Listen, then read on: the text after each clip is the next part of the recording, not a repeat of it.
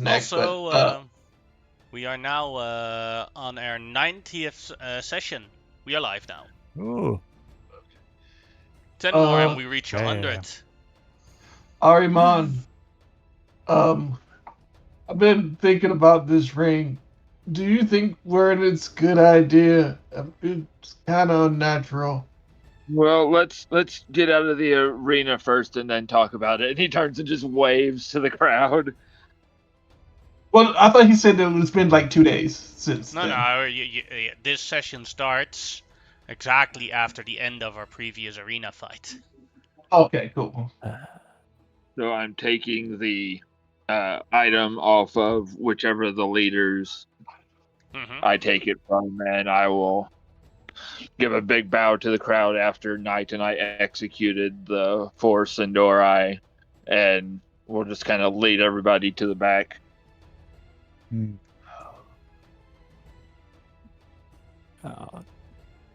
You execute them? Yeah, I'll finish them off a bit. Yes, it's gladiatorial arena. At the end of the fight, there is a yes or no if people live. Oh, die, okay. die, die, die, die, die, die! That is the risk take. People... We lose a battle, or even not necessarily lose if we dishonor or make fools of ourselves. We are to sacrifice our lives and be killed in the arena.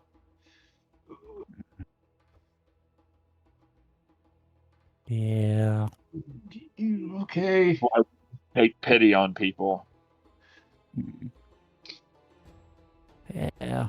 And everyone's bloodlust is up because of... Mm-hmm.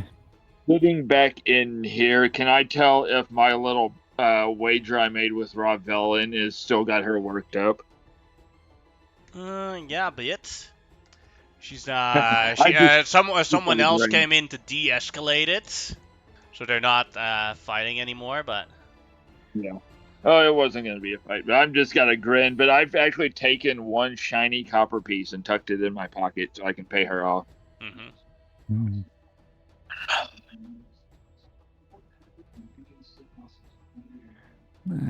What bet did you make? No one else was around. You loser's pride. You survived. Who are you calling a loser? We won. Yeah. You were fighting the Sindori. They have the weakest team here ever because they're all busy in what is it? The strongest fighters are busy in the Dragon Empire. They got no time to send an actual threat here. I cannot wait to meet you in the ring. I promise to power drive you first. Well, I, as an archmage, will say this is going to be a hilarious comedy, as he points at you.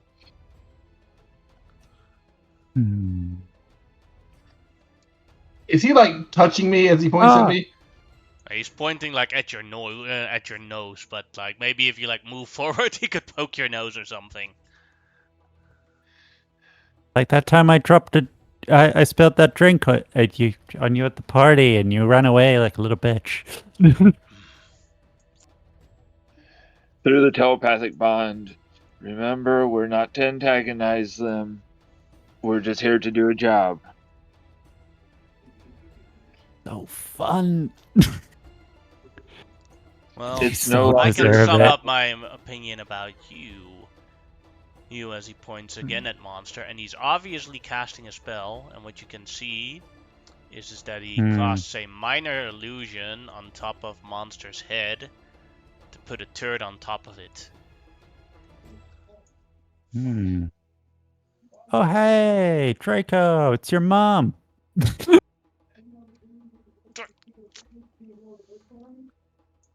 How dare you? The likeness is so uncanny. I just As he walks away angry, back with the other guys. Oh, by the way, do I know anything about the city these guys come from? These guys, they don't come from a Yeah. city, they come from different countries. Do I know anything about where Draco comes from? He comes from the land that is or the region where the Silver Flame is from.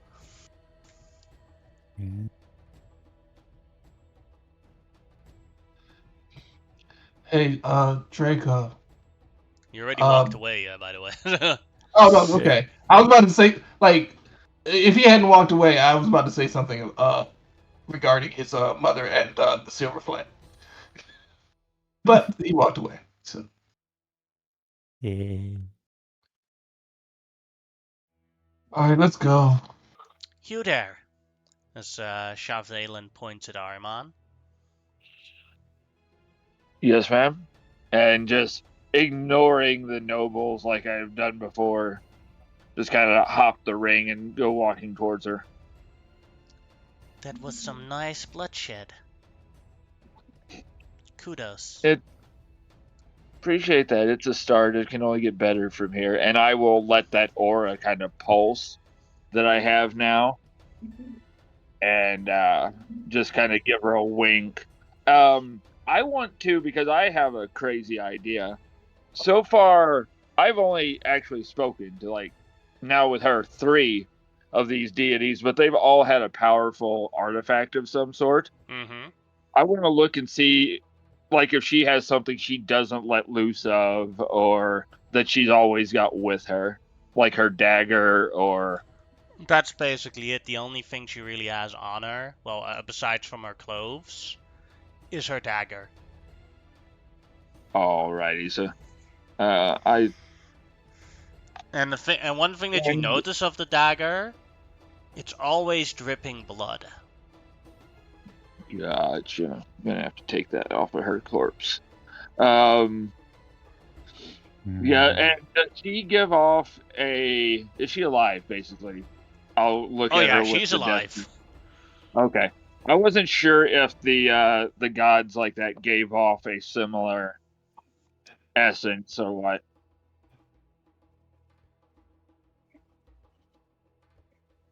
And I'm just gonna make...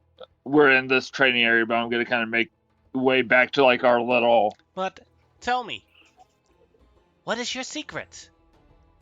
How did Dad give you such a baggie? Well, he wants to see what happens whenever they take the an old decrepit man like myself and give him a chance against shitheads like that.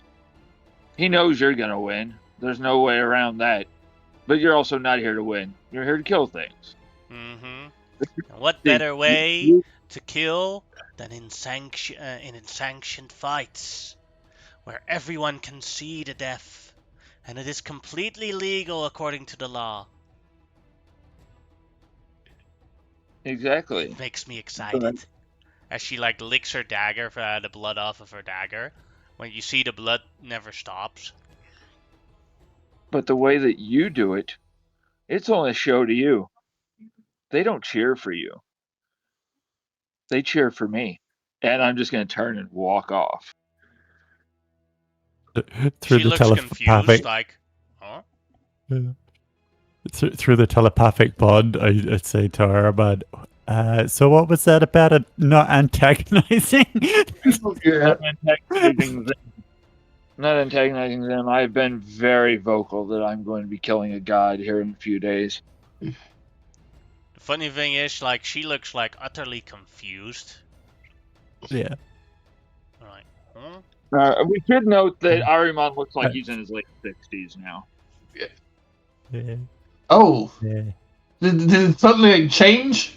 Yeah, he looks suddenly, like, in 2 days, in 2 days, he suddenly looks a lot older. Okay.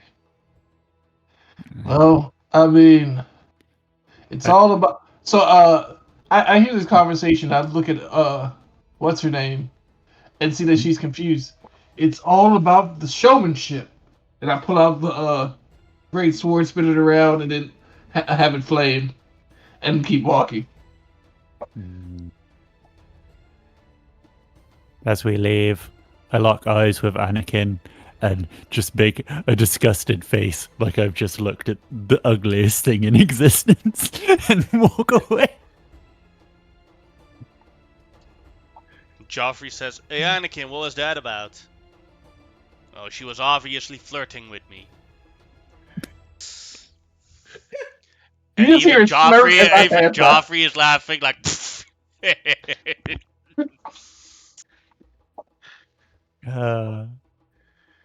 As you come out of the arena, Noreen, you see that Anya is waiting for you at the exit. Hey. Hey. Ha. Are you? That went really well. You did so well. Yeah. Those punches, holy shit! You literally broke through a piece of armor with that. Yeah. I was on fire. Mm-hmm. Maddening. Hopefully I can keep it up. It's only gonna get tougher and godlier. Yeah. But I'll be cheering you on. Thanks. Uh, Are they all the whole team there, or just her? They were all watching it together. Yeah. All right. Yeah.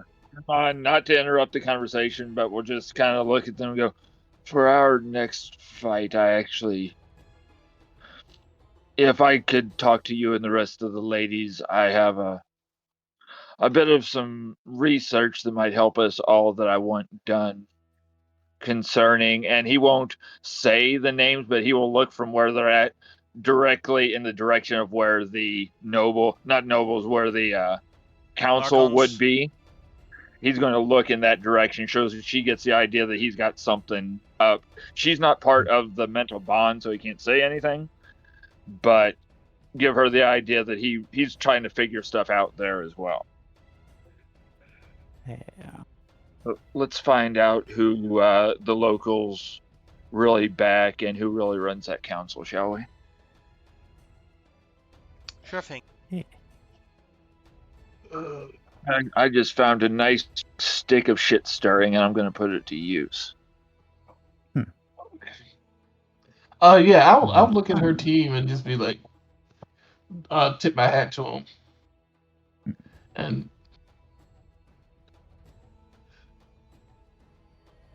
Mira, don't you give anything back, and I'm going to point at my tankard that she still has. oh yeah, Yeah. Oh, Yeah. Oh, here you go.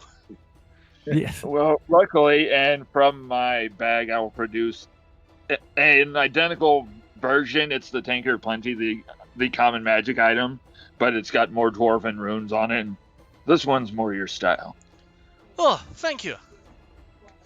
Yep, this one is more bound to me, and the amulet of the drunkard will kind of pulse. Excuse me, ladies, I have a question for you. Why did you guys decide to stay? I know why we decided, because we're idiots, but... Well, we want to, even though we're not participating anymore, we are just curious to see the end result. Oh, I thought you were still participating. No, you knocked us out of the game, remember? Oh. Yeah.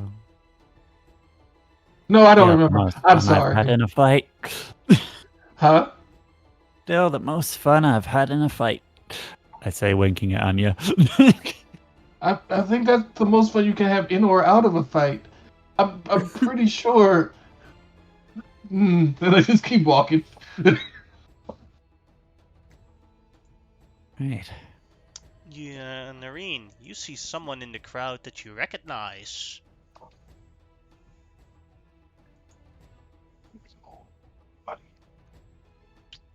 Oh. That's Athena, your mom's partner. Yeah. Okay. It's your other mom. Good news or bad news? I'll be right back. Do you need I some make help? my way over. It's probably Not. Athena it's walks good. towards you. First off, she gives you a hug. Oh, Eh, Nareen, I was so worried about you. yeah. And then Ah. after the long hug, she gives you a slap. And don't you ever make me worried like that ever again. Does Arimon No. know who this woman is? Um. Being Kylian. Yeah, you could recognize her. This is All right. Athena, Queen Everine's partner, the Silver Dragon. This is her mortal form when she polymorphs into a non-dragon form. That means even more. As someone sworn to a silver dragon, he Mhm. like instinctively all he saw was the slap and heard it. I think so. He Yeah. spun. He drugged the chakram along the death bag, which pulled one of the souls loose, and was about to just let loose on whoever, because all he knows is enemies abound right now. And then there's the immediate look of panic of a trained killer who almost didn't catch himself. Yeah. Hey, Auntie Thea. Yeah. Give myself a soul for that. Well, yeah. I just part of a team, doing team stuff, winning games, getting a girlfriend over there. Oh, introduce me to her. Yes. That's far more Yeah. interesting. Show me. When she makes it to Okay. the matches, she's really great. Yeah. So I did go over. And, Aya looks also a little bit awkward as she saw this interaction and was like, hello, I'm Anya. She holds you, Nareen. yeah. This Oh, is, hello. This is my auntie Thea, or Athena. Yeah. You can call me T.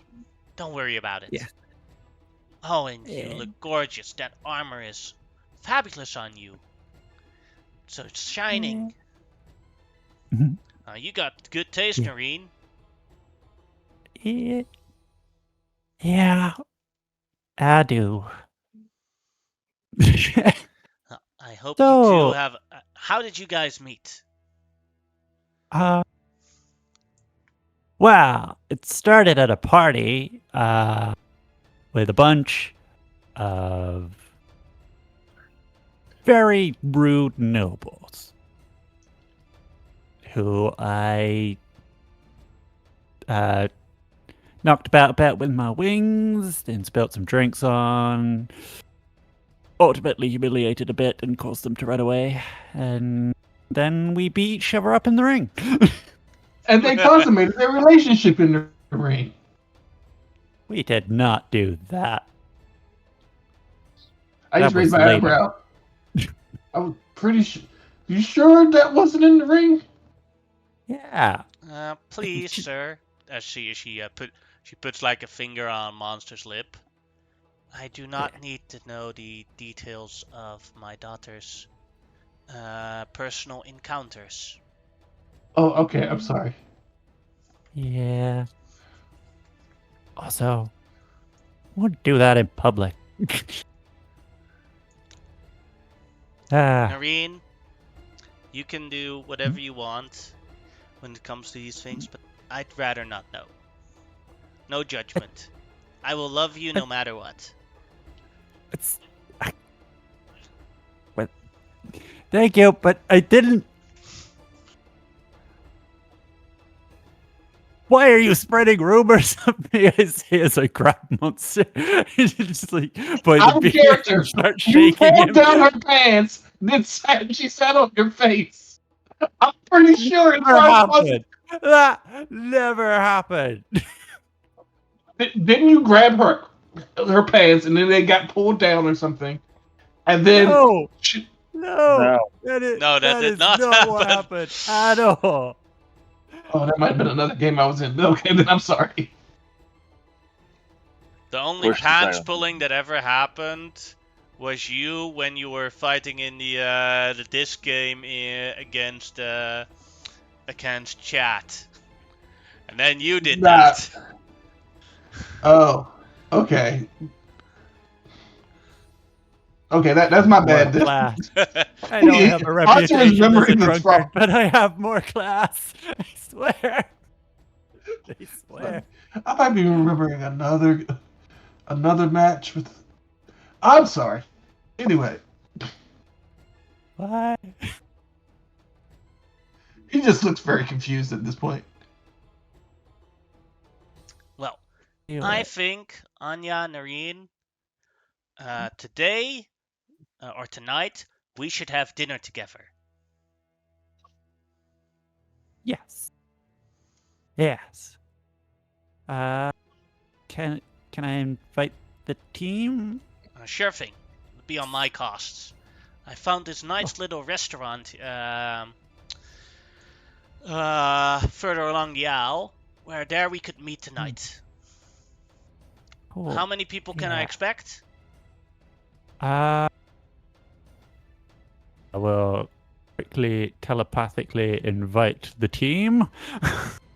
Let's see who agrees, and I'll ask Anya if she wants to invite her team. She says, sure thing. 1, 2, 4. Monster will say yes.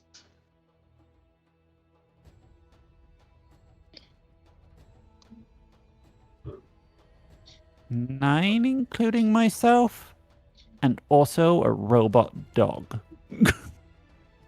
Oh, how cute! Yeah. Hubert walks by and is like, is that the robot dog? Hubert does not Yeah. look cute, I believe. Not Not anymore. especially now. Not anymore after those upgrades. Yeah, he's looking more like the. It's more looking like he's like there's a draped pelt over the top of him rather than it is a fully formed, because like he like there's only so much dried like pelt can do before you start putting more and stuff underneath it that wasn't designed to be there originally. Yeah. I think actually after the fight, Knight actually redesigns it so that the pelt does fully fit over now, but all the extra bits now just jet out, like is in there just like plain steel. So like any like the extra jaw pieces, basically like his more muscular jaws now just like kind of open. His kind of what was the other one? Oh, he's like he's there's more armored plates, but they're more invisibly on the outside now. And he He like looks with more the like a pelt, cyber dog. yeah, kinda. He was cuter when I met him. I'll say. Yeah. Yeah.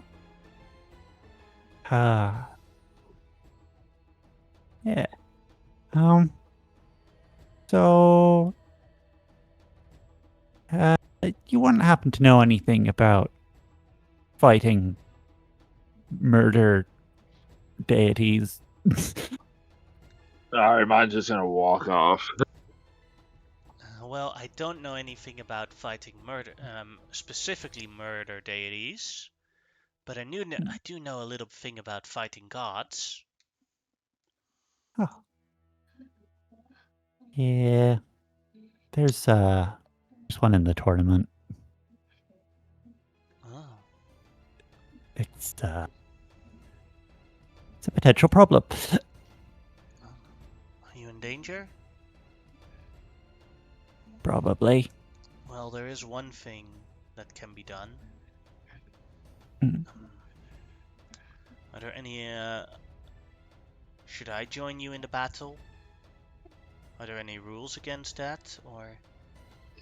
I don't know. I think it's supposed to be a 4-person team, but... Well, you're allowing the dog to join. That's true. That's true. We'll figure something out later, okay? Yeah. Yeah. It would be super useful if we could get you in there. But, yeah. If you have any place Also, like a rules committee or something like that, you should ask. Yeah. Anyway, but I'm gonna arrange dinner now. See you soon. Okay. That one over there. Oh. She one of the restaurants. Right. Okay. All right. Well, Aruman, you walked away. Where would you like to walk towards? I think he's doing one of those like he just unleashed death magic in the arena, basically. So as somebody that up until this point had only done very minor magic, so I think it's a clear your thought by being amongst others, and is going to go like let the others know I'm going to eventually make my way back to the inn. I've got a few of the more common magic items I want to put to use before we go to dinner. I suddenly have an urge to eat at like 3 p.m. Because he's very old now. He's physically old. He's not like aged. It's the thing that he got when he walked away from the party, because the party just knew he went away and came back old. and he wants to watch a Matlock play and go to bed at 9. We don't. If we're gonna watch anything with him, we're gonna watch the Andy show. But anyway, going to make his way. I'm going to use the sending effect in the bag to Grimlock. rush. No. To Sorry, you bleeped that to the person that you wanted to send it to. To Rashikir. All right. And it is simply, I've been offered a potentiality of undeath as a boon, assuming that as the Lord of Death, you are very against the undead, correct? He answers back with a yes. I hate it. Souls of the Every time a person dies, I get a ping in my head. A ping. I have to transfer his soul to the proper next realm. Do you know what happens to an undead when someone becomes undead? They leave you on hold? Yes, it's like bing, bing, bing, bing, bing, bing, bing, bing, bing, bing, bing, bing, bing, bing, bing, and it never ends. Never. So that's what since I have unlimited sending now, it's just you can just have a conversation with him. So that's what I have to look forward to when I die of old age. I look forward to a long partnership then. And I actually remember I was going to go get a tattoo. So I think he's actually in that mental place where he's one of those types that either goes and gets a piercing or a tattoo to quell his mind and go get that back piece started.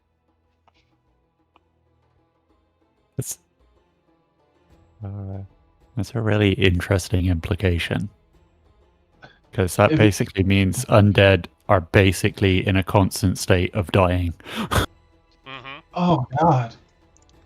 Yeah. And Rashikir hears every undeath there ever was.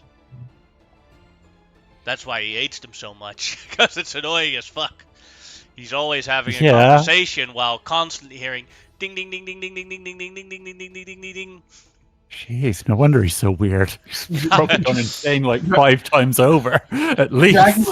Dracula is his personal nemesis. If you check Discord under a shard chat, I have a couple of cybernetic dogs that I think might look like. Yeah. It's probably the middle dog in the Flashpoint one. Yeah, that's probably the closest. Yeah. So worried about Aura, man. Like, I know stress ages a person, but that's a little much. Everything's moving too fast for me. Every it's been a long 24 hours. Monster! I look around like who is trying to talk to me. It's Magic Gordon. Oh God, is he like covered in blood? Did he lose his shit? No, he has like a big little smile on his face. And he's like, alright, I have a new job for you. Uh-huh. A photo shoot. Uh-huh. Where we're going to promote a couple of next fights. That doesn't seem too bad. I do have to go to a very important diplomatic dinner. Don't worry, the photo shoot is in the morning tomorrow. Just make sure that an hour after sunrise, you're available back at your tavern. Then I'll pick you up for the photo shoot. In his head, Armand hears, do you want me to keep dealing with Gordon? It's probably best you did agree to something, and he has been used.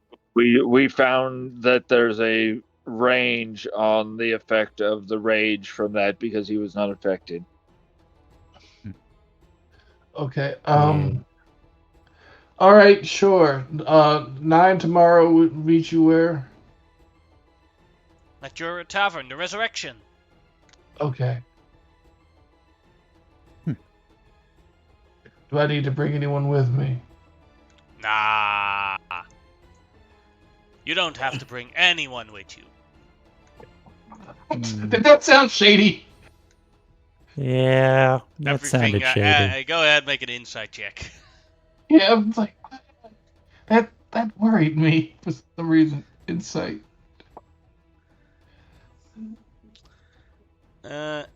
You realized everything Gordon has ever said to you sounds shady. He doesn't think of you like a person, but as a product to make money off of. Okay. I'll drink somebody. Hmm. In the back of your head, Noreen, want to come to me to a photo shoot tomorrow? How early? Someone say, guys, this is a group call. Yeah. Who wants to go with me? You guys can't pick out individuals in this chat. Okay. Who wants to go with me to? Sorry about that. I thought I could just talk to one person. You're probably better off going alone, I think. Okay. I don't know about that. He is better off alone with someone keeping an eye on him. They're not going to move against somebody that they think has backup. Yeah. Suddenly, let me do a wisdom check to see if I realize what you guys are saying. Yep, I'm a decoy. Okay. Yeah, he'd say that like, oh, I'm a decoy. Okay, I get it. Cool.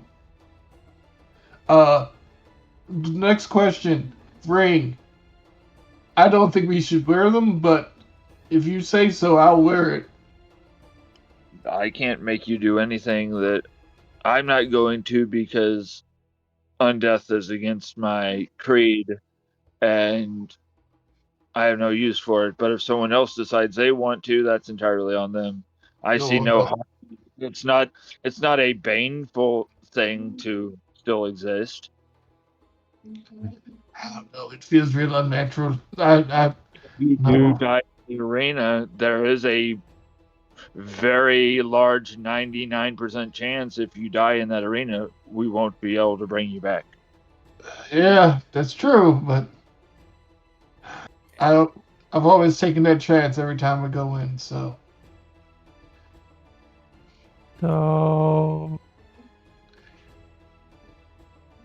seeing if we can get my Aunt Thean on our team.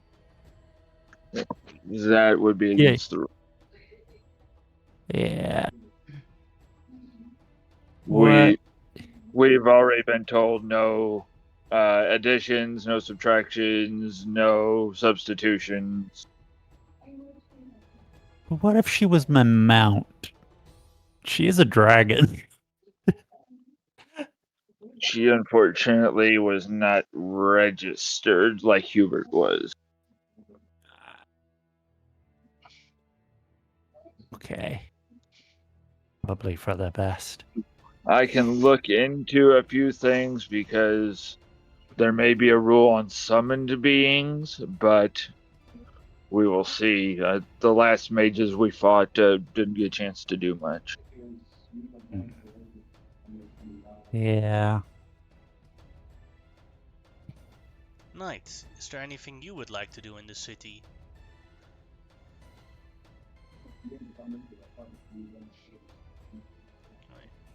Aries? I asked if you wanted to do anything in the city.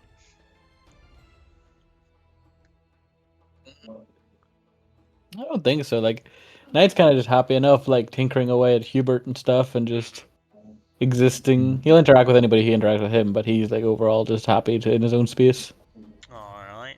Yeah. As you walk a bit by the cities and you're like holy shit. Hey man, did you hear what they did to the friend? They set him up on the streets as a display. Yeah, there's guards around there.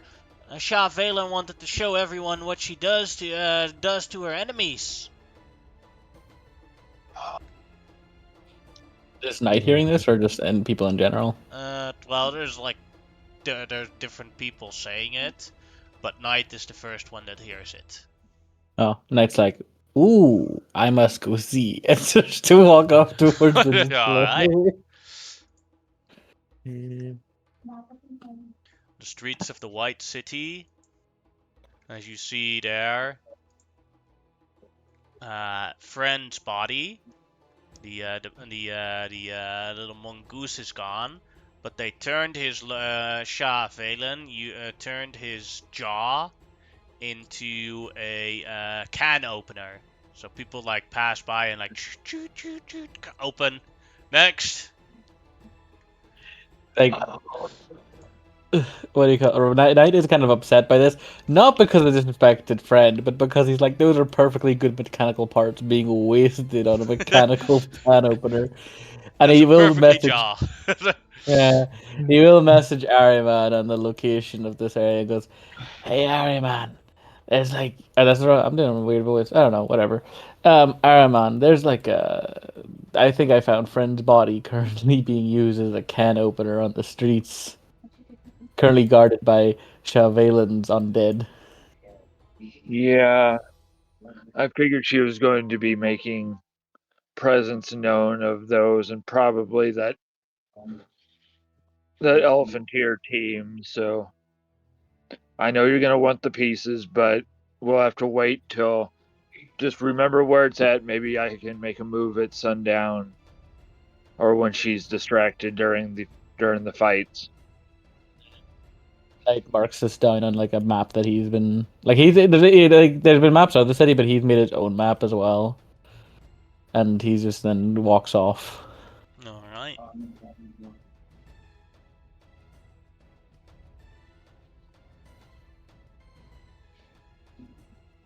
All right. Ahriman, as time moves forward, it's like half an hour before the dinner, but and you're on your way towards the. If you wanted to join the dinner, you'd be on your way now. But you get a message from Archon Clovia if she could meet you. Oh, absolutely. Let me. I was headed for an early dinner and early to bed, but let me see what I can Where should I meet you? Back at the VIP area at the arena. Yeah, understood. Give me just a little bit of time. I will be there. I'll be waiting. Alright. I will do because I know it's been most of the day, so our telepathic bond is gone. But I will use my unlimited sendings, and I will to Knight, who has kind of become my second in command of the group, and inform him that Clovia has wished to speak to me privately. I'll be in touch. He like just nods his head. I need a verbal answer. I can't. Oh, yeah. My brain, I didn't. You hear. Yes. I think he chuckles at that because he had done that to Yeah. before, that he just kind of visibly nodded and didn't respond to the sending. So I would during that time use the spell rot tattoo, the common one of Find Familiar, and I'm going to get myself a little friend to help keep an eye out for me. Alright.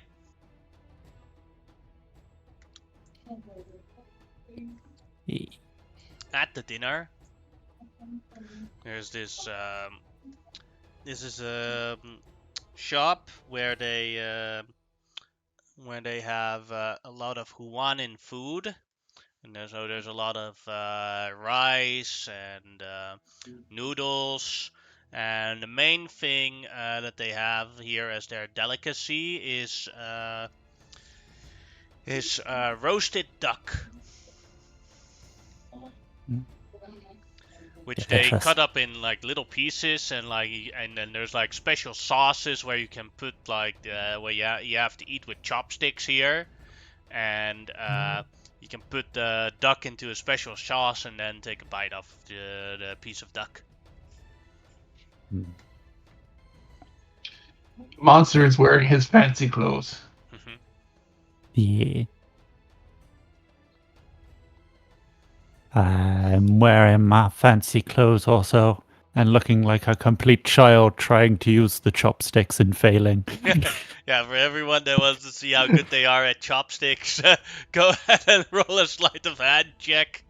And if you roll below a 10, then you suck at chopsticks.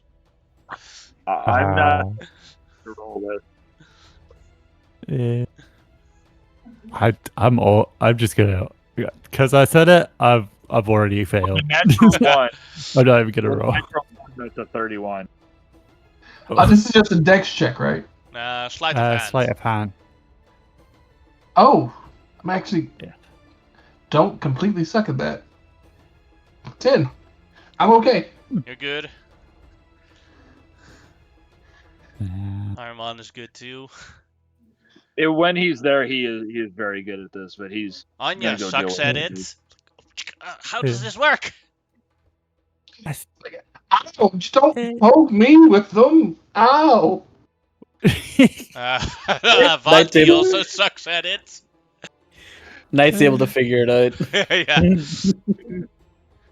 Mira Song is decent. And then let's see, Emma the blind girl. She's actually the best out of it in the femme fatales. How did you poke me and the lady who can't see is doing better than most of the rest of us? Ow.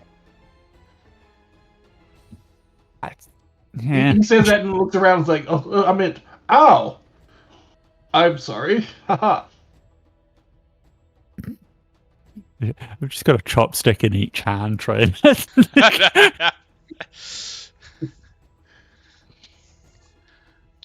What I discovered when I was a child and I had to eat with chopsticks once, meat with chopstick, is that I would just stab the meat with the chopstick and use it as a fork. Yeah. That was my solution. So what they used to do was have the little rubber bands around chopsticks and a little piece of paper so you could use them easier. And then as I got older, I just started taking away the paper and then taking away the rubber bands, and now I'm decent with them. Mm-hmm. Although it's still hard to get fat noodles with them. Yeah, pretty good with chopsticks in real life. Apparently, there's a right way up for them. Like, you can have them upside down. Mm-hmm. Athena was like looks at both Anya and Noreen who do the worst, and it's like she's trying to teach you how to do it, and then occasionally just gives you both a bite, or she puts the food in your mouth, basically. Still Burk. mama instinct triggering with that. Yeah. So, I have a question, ma'am. Miss Athena. So, Miss Noreen is your biological daughter? No. Adopted. Oh, okay. Yeah.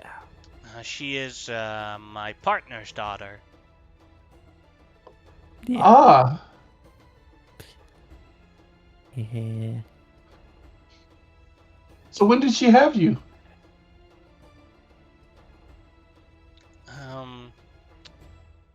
About I think 24 years ago. Yeah. Something like that, right? Yeah. Thing is, you were already full grown when we found you, right. so. I think everybody owns to that. Like, what? Huh? I said I was a clone. Oh, yeah. I don't think you told me that. Yeah. What's a clone? A clone is a perfect copy of you, but that has their own will and mind, body, and identity. Oh. Hey, I'm my own person. Yeah. That Mini Chandras, Vadi could program you to be evil, an evil genocidal maniac, but you knew right from wrong from the moment we found you. Yeah. Moral dilemma than clones. You hear Knight in the background writing in a book about the issue of cloning and the fact that it could cause moral differences depending on the subject. Alright, so if I make a clone of He makes a clone of himself, and then clone the good guy, and then he hits what he is, and he's like, God damn it. Yeah. I just To be wish fair- you didn't send me cards on my birthday. They're the creepiest messages. You get like severed ears in the post, like, here's a snack. Yeah. Have fun. Well, Yeah. before I found you, I did find something disturbing. Yeah. He also sent a team here. Hello. Do you know what he called it? No. The team is called Xenon's Champions. I don't think your Uncle Xenon will like that. Probably not. No. He hates when people name things after him. Who is this Xenon person? Good friend. Family. Yeah. Mm-hmm. And I missed the last part. He named what after what? Xenon's Champion. Champions. Have we met There's them? another gladiator team that's participating here. There's the Nobles. Is it the Nobles? They're from the... Yeah, there's more teams from the same region. So what brings you here, Miss Athena? Looking for my daughter. I left a note before I left. I say it with a mouthful. Yeah, so do you know how worried your mom was? But then we had and she wanted to search for you herself. Say she's sorry about the way she made you feel. But then Then multiple things started piling up, and so I saw how difficult everything was for her, so I decided to go myself. Since I don't really get involved in the political side of the Amazon island. Yeah. Yeah. Don't think she gets that I'm my own person. She thinks I'm just an extension of her. You just explained that you were. No, Shut up. No, Noreen, she does not. She's just worried.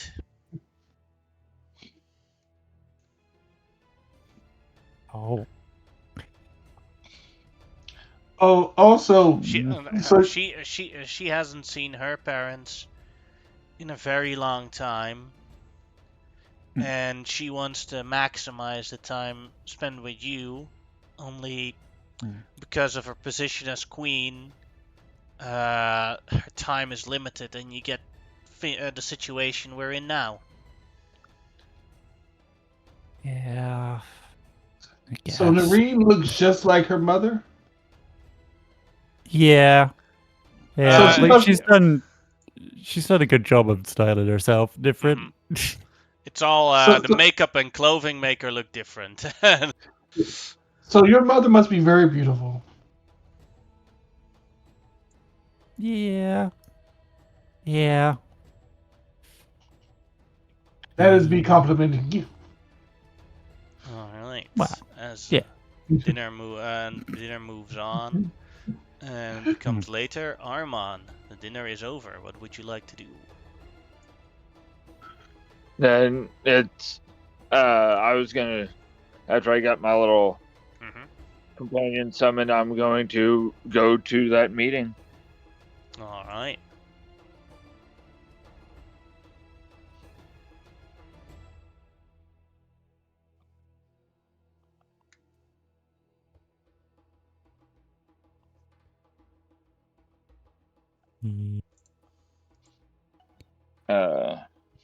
Give me a sec to put you on.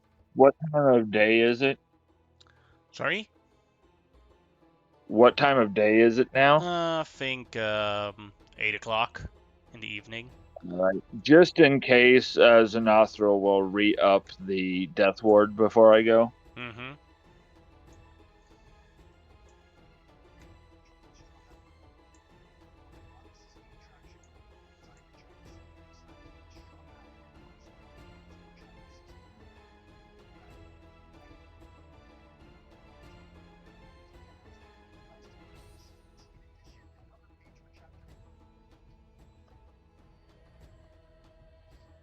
As you enter the VIP area, or the Archon's retreat, you see that it isn't as crowded as it was yesterday, as Clovia is sitting there by herself at the fireplace.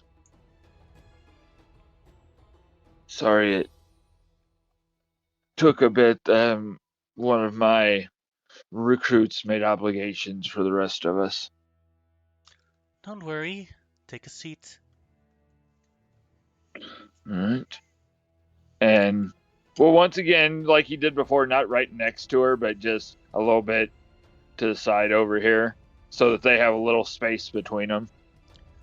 I'm very pleased with the new team name, Clovia's Pride, and you did very well in the arena today. I'm hoping you're also satisfied with the opponent I arranged for you. Oh, actually, they were nowhere near the Sindori I've actually dealt with in the recent past, but I do appreciate you putting someone out there to let the others shine a little bit. Mm-hmm. And that is what I wanted to discuss with you. I can arrange for a next fight 2 potential opponents. And I was wondering which one you would prefer. for tomorrow, I could arrange that you guys would fight the Axe Busters, a group of orcish gladiators, or the Hammerhands, a group of dwarvish gladiators. Those two would most likely be the easiest teams for you to beat.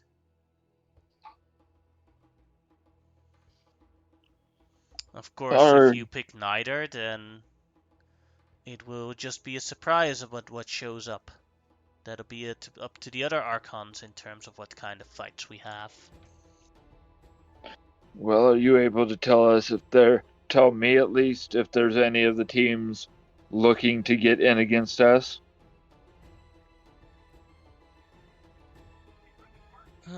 Currently, the only team that wants to battle you is the Royals. It seems that they don't like you guys. But their Archon patron has already arranged a different fight for them. Well, if my manipulation of our eventual target sees things paid out, I think they will be dealt with in time.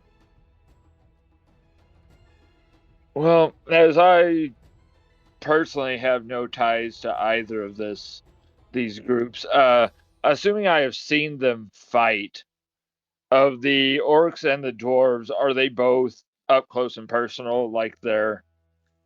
Yeah, they're both melee teams. All right. Most likely, I think, because I will just roll and see which one piqued my interest of a previous fight. One will be the dwarves, two will be the orcs. The Axe-Busters definitely piqued my interest, that if we don't deal with them fairly soon, as orcs are known to do, they could get themselves worked up and become more of a threat later on in the tournament. Alright. Then I will arrange it. Would you like a glass of wine, though? Armand has been trying to not drink, but he is like a notorious drinker, so... is it that same as before? Because I'll be honest with you, that was a bit rich for my blood. And he will actually, from his stuff, produce basically the Rot Gut Boone's Farm of wine that like a peasant would get from his bag and offer a drink. He is tactically not taking something directly from her because he still doesn't trust her. She, it looks like she has like, it's hard to tell with her mask on, but it's obvious that she's laughing after seeing your drink. It's like, well, I don't know. Well, I would. She then chugs her drink and is like, "Give me a sip." All right, he will, and not like you do with wine normally, where you just fill up like a little bit of it. He just fills the glass with this just rot gut wine.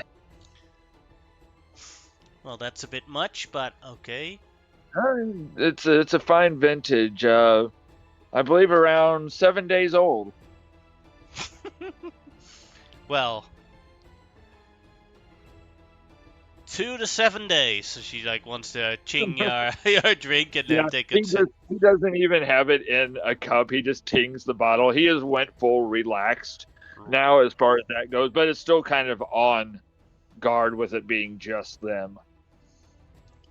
I know I wouldn't see any of the undead, but can I just give a slow look around within 100 feet of me and see if there's anyone living in this place? You see a couple of rats in the wall, and that's about it. Gotcha. So if there is anybody here, they're constructs or undead. Mm-hmm. Gotcha.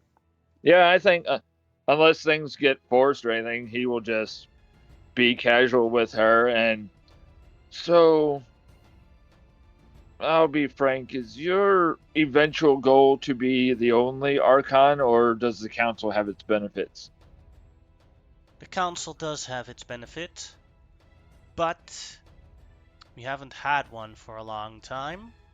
Since the previous one, his phylactery got destroyed. But my goal is to become the High Archon, the one that stands above the table. Everybody's got to have a goal, and But that is the other than dream of winning, every Archon. Don't get me wrong on that. other than me winning this tournament, am I part of that eventual goal of yours? Maybe. Do you want to be? Well, once this job's over, I could be looking for work. And would you want?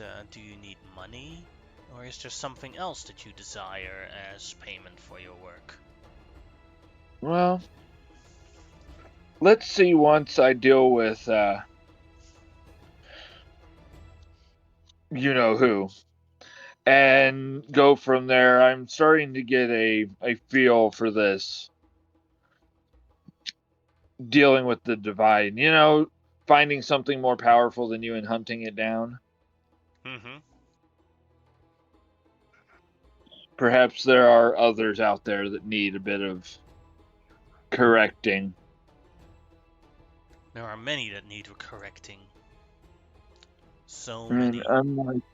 Unlike the people I normally adventure with, I don't quite have the morals that they do when it comes to that. A job's a job. I just won't kill most women and children, but that thing that's my target now is far from either, so.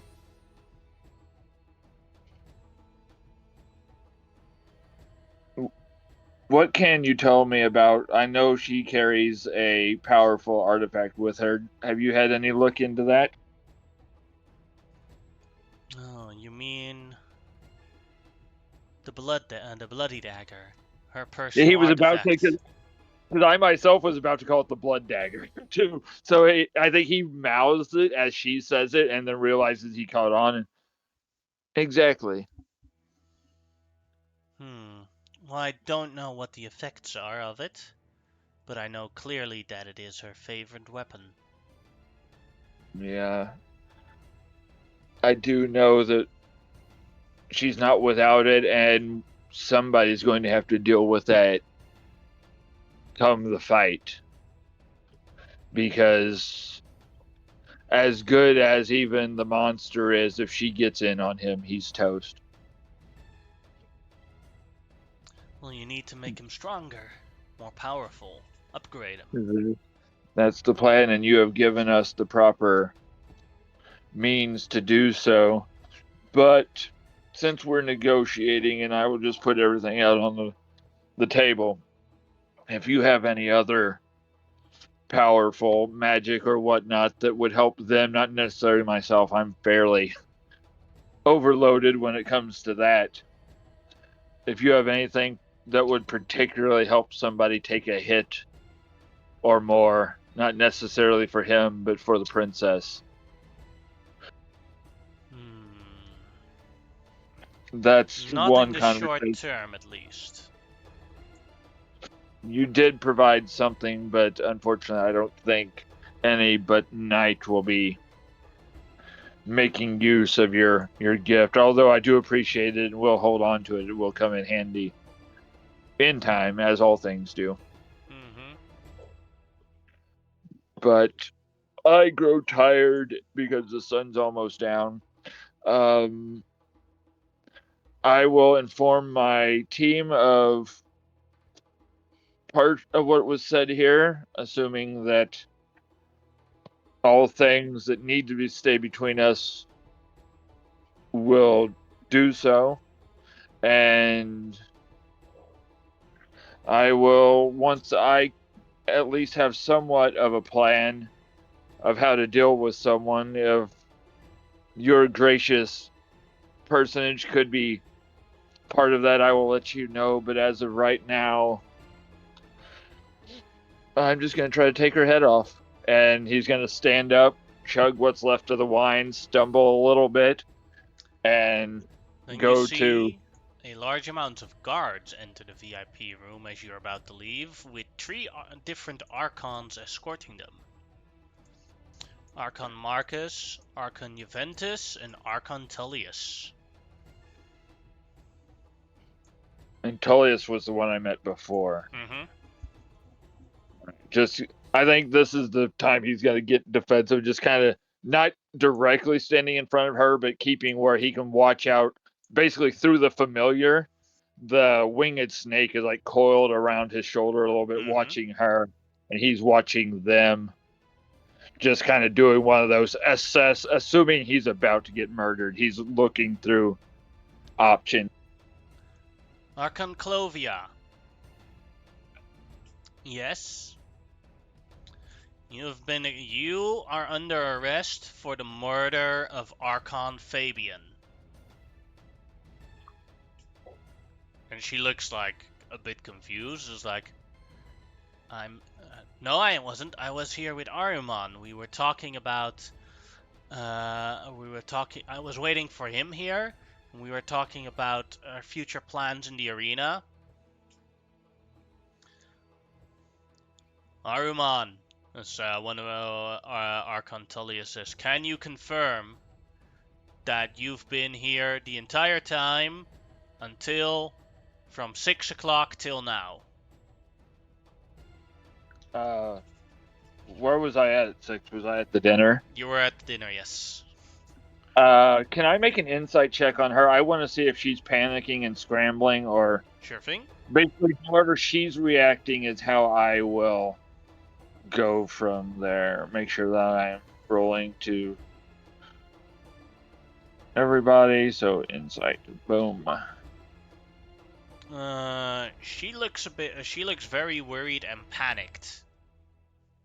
The reaction of somebody who was not expecting this and probably didn't do what she's being accused of.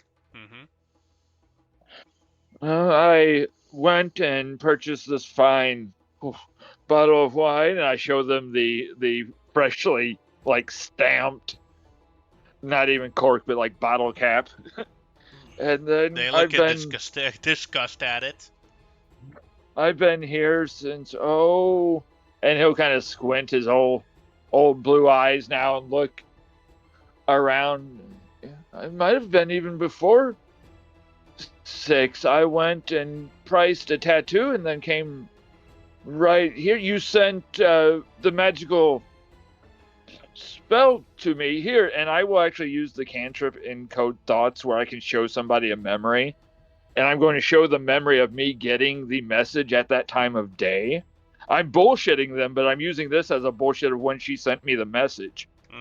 And I received that, and I got the wine and came directly here, so I've been here since before that time. Go ahead and make a deception check with advantage. Okay. But while I'm doing this, can I use a mind crystal to do a subtle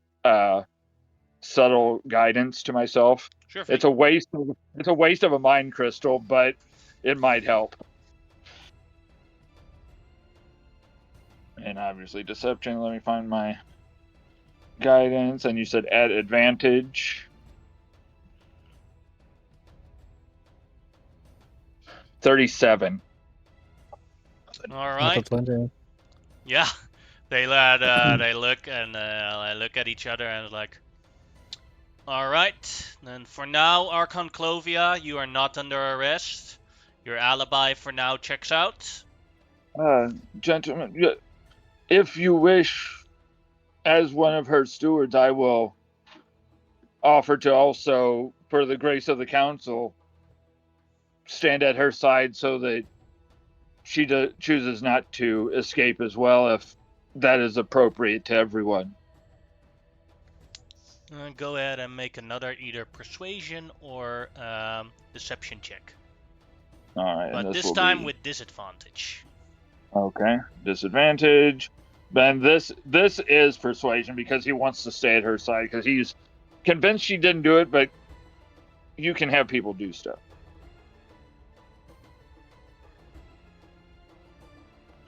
23. Now look at each other for a moment, and they say, one of them says, "All right, you make sure that she does not leave the city. You are officially her escort now. You have to deliver her off at the stadium." At the stadium throne during arena fights when you are occupied. Also, just to make sure this is aligned, if you resist, we will have a battle here, as Archon Marcus starts casting a spell. I'm not skilled enough in magic to know what he's doing. And you see for a moment a chain come on Clovia, a spectral chain, and a spectral chain on you, and then it disappears. Gotcha. Clovia answers with, "A soulbind, really? Are you that desperate? And what happened to Fabian?" "He was killed during dinner. And his phylactery was destroyed in the process as well. He's Which always one been is? your..." Sorry? Which of the council is saying this? Tullius. All right. I would like to, if I can, insight check as I can all of them because I get that immediate gut feeling that if I was to blame somebody else for something I did, I'd be trying to talk up a storm. So.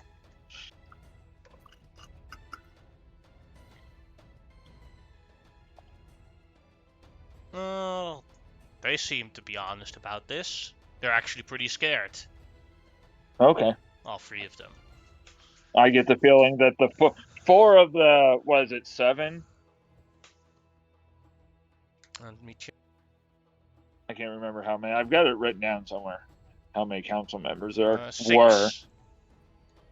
There's total 6 6. remaining, or No, the total is 6, and one of them died. which one is not present? Let me check. Octavia, the other female Archon. Gotcha. Who I have had no Mm-hmm. interaction with. Gotcha. And then I will just kind of move next to Clovia, and well, looks like either my team lives it up big tonight, or you're going slumming with us.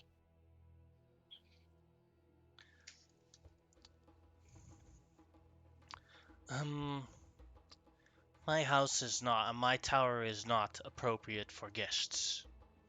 So it seems I will be spending the night with you guys. Understood. And Knight will immediately get ascending. Knight, please procure with whatever coin that it will be refunded one of the more expensive rooms. Our sponsor will be graciously spending the evening with us, since she was so kind to change the name of our team. And there is a bit of like aggression in that message. Like, he's proud of what he's pulled off, but he is still not happy with what she did. In that period, the other Archons and the guards take their leave of the VIP room. I think I've checked this before as well, but all the guards also undead? Yeah. Or at least not pinging to the They're detect all light. undead. Gotcha. And these are the ones that are based off of the different gladiators, right, as far as their fighting styles. Did any of them look similarly armed? Like, I'm curious of how quick a turnaround is on, like, if one of these is is equipped like monster or has a hound with them or something like that. None of them had anything that you recognized so far, at least of those that showed up. Yeah, gotcha. So, yeah, I will just turn to her. Well, Marcus did a cruel joke on this one. He cast a soulbind spell on us. That means we are locked together with our souls. And what that means in the end is if we go more than 1 mile away from each other, we both die for the next 10 days. Understood. I figured there would be something, but at least this way I can make sure you stay alive, because as much as you want to rule that council, I saw a bit of panic in your eyes, and somebody else must be trying to pull something, and there was no way I could fight them all to defend you. I might have killed them, but the guards would have taken me down. There's obviously he knows they would have killed him before he got a chance, but he's being a bit egotistical. Let's get I you am packed. also very shocked that Fabian is the one that died. He was the one that had the highest chance of becoming High Archon. He was the most powerful out of us. Is there what is the pecking order? I assume you're one of the most powerful as well. Who's the least powerful? Tullius. He seems to cling to your hemline quite a bit as well, it seems. So. Well, we used to be a couple a very long time ago. Oh. We were still amongst the living. But my ambitions grew a bit too wild for him. And when I became this, as she removes the mask and you see the skeletal form behind it, he decided to follow in my footsteps. He's a Sounds simp. a bit obsessive. Well, I do apologize for getting you in this, but it is the only way I could protect you, and we still have a bargain. I may be a bit of a scoundrel and very good at what I do, and I'm hinting at the lie I told. But I couldn't keep you alive to continue paying us if I let them take you, and most likely whoever was behind this all would have killed you in your cell. So I don't want to know about a phylactery or anything like that. The less I know, the better. But if you want to stop by the deceased's place to look for anything, we can. But we are best to get back to the team so that as things progressively get worse, we at least have those three to fall back on as well, along with the rest of the people that we've allied with. Should you travel as you are, or do you have a way to disguise yourself? I can disguise myself, don't worry. She snaps her fingers and just looks like a normal local. Excellent. And one last question, because I know it will be asked.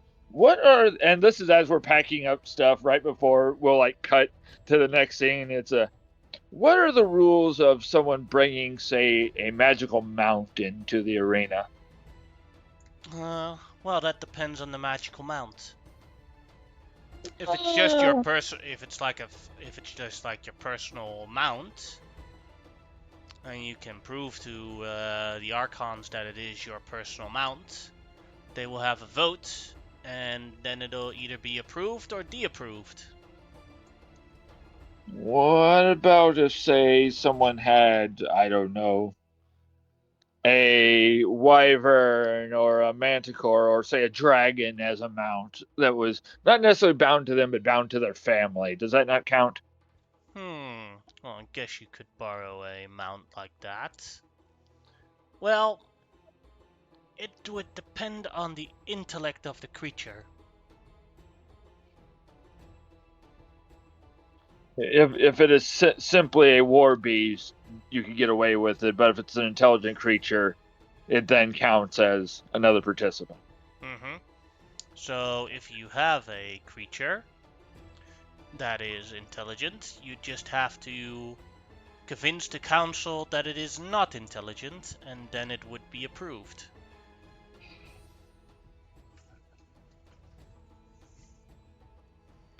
I first turn and look at the new flying snake, whose name is Mirak, and I go, well, you're lucky. I think I've only met one person with lower intelligence than you, and they're also usable, so let's get you going. We will continue this conversation as we go, but it's basically any of the little stuff like that of trying to figure out a way to get if Noreen is really into getting her stepmom into the fight. We'll try to figure out a way, even if we have to finagle things, but I will help her get packed up, get any of her gear and all of her stuff and money, and She pulls out her luggage, and it's like, holy shit, that's a lot. Yeah, let's just tuck that away. What I can fit into the handy haversack, we'll just put it that way. And then, because I've got that and the desk bag now. Yep. So which can fit anything but pianos. No pianos. So, which I was jokingly looking around this whole screen to see if I could find a piano. No pianos. But we'll get People, her. here's the death bag that Ahriman was temporarily given by the god of death. Is that a real bag? Yeah. If you could send me a link to where you would get it, I would like one. You don't have enough money for it. Oh, really? It's like that thing is like $60 minimum or something. I have enough for that. $60. All right. We will then pass forward back to the tavern where everyone is present after the Chinese dinner, or the Huanan dinner. Do you explain to us what's going on with the Archon? I've got no way to until I get back. Oh, okay. I thought everybody was back. Well, no, everyone is at the tavern. So it's now it's like fast forward. It's like 9 o'clock now. The dinner, the Chinese dinner is over. Ahriman's conversation with Clovia is over as you guys arrive at the resurrection. Clovia in a disguised form for now. Yeah, I just will quickly let's get you settled in, and then we'll have a talk and say that to the others, and we'll get her kind of settled into her room before I'll come back out. And I'm going to take a room, even if mine isn't, I will take a room adjacent, or even give her mine. Yeah. Well, at least one advantage, Noreen, we may be able to get your family in on this. It will depend on how educated she is. Pretty smart. Might be also able to be a bit deceptive. There was a bit of an accusation. I don't know the full details. The young lady who is with me is Archon Clovia. She is currently under my protection, under my watch.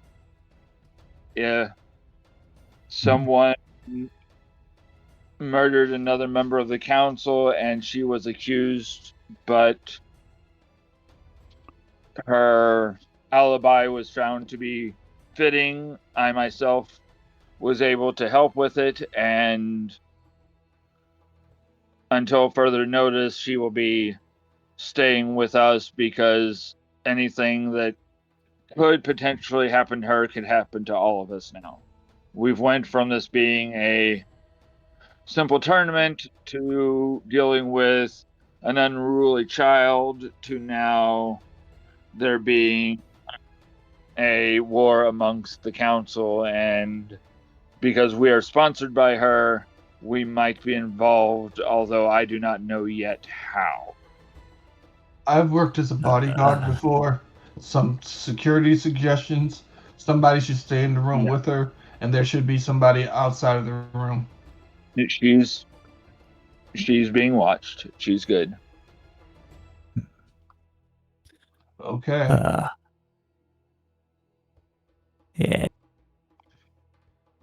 Who would have thought inviting a murder god to playing your tournament would prove to be a complication? Do we know who did that yet? What? Do we know who Who in- invited the death deity? The murder deity? The death showed up by himself. Shai Nareen, Shai Nafir, her, I don't care. They're all the same to me. She was invited by a member of the council, though I don't believe it has been made public knowledge of who, and I myself do not know who. But I would assume it is the now deceased council member. That's what I was. That's where I was going with that. Or the one who wanted them murdered. I mean, if you want someone murdered, why not get an ally in the literal deity of murder? That's true, but also, if you're the deity of murder and you want to stick around, and everybody wants you gone, you might want to get rid of, the one person who invited you, just because. Well, no, that doesn't make any sense. But once again, as I've said about 1,000 things so far the past couple days, this investigation is nothing for us to dig into unless it becomes that we are considered part of it. She is simply a friend that was in need, and I leapt to the potentiality of keeping her also under thumb. And I don't care if she hears this, because it's basically what I've told her. If she is here with us, then eyes can be in our direction, but we now also have one of the most powerful archmages in existence in our midst. Yeah. Yeah. This is all over my head. I just fight things, man. And that's what you're going to do. We're going to fight. We're going to win. We're going to be done with this and go home. We're going to let them deal with their investigation, kill each other if they have to, kill their people, raise their people up, do their thing after we're gone. Entirely cool with them stealing my moves, though. I'm not happy about that either. Your moves they're stealing your moves as much as those children you saw the other day are. They're learning, adapting, they're picking up new things. It's no different than any other fan. I suppose. Yeah, I guess. Some none teams. of us thing that's new. Everything any of us do has been done 1,000 times before. I mean, you're not wrong. It's like plenty of other opposing teams have come to our matches, or we've gone to their matches and tried to see what they could do, so we could plan for it or use it against them in a match. It's just good. And just how it works. Another thing that has to be addressed, Monster, we do not pull our punches anymore. You go for the kill. Okay. They could have, whenever you were weak and let her live and just knocked her out, they could have ordered our death right then and there. Okay.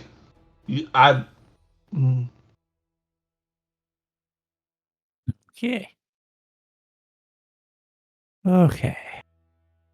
As a character, Ahriman has went with the access of death. He has went a bit darker the past 24 hours of he was very much about you always go for the kill, but now he's being a bit more forceful about it. Yeah, but again, Monster misinterpreted how you said that though, and he has explained that that he thought you didn't want them dead. As it starts turning dark outside, night. Is there anything you would like to try with friend's body during the night, or are you good with it leaving it there?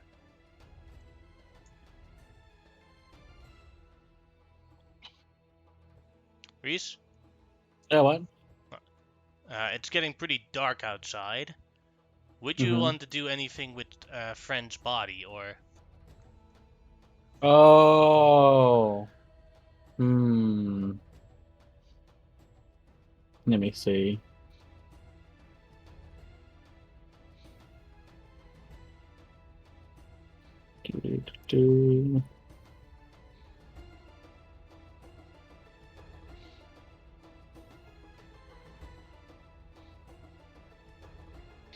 I would like to, but I don't know if I can do it. It's not the issue.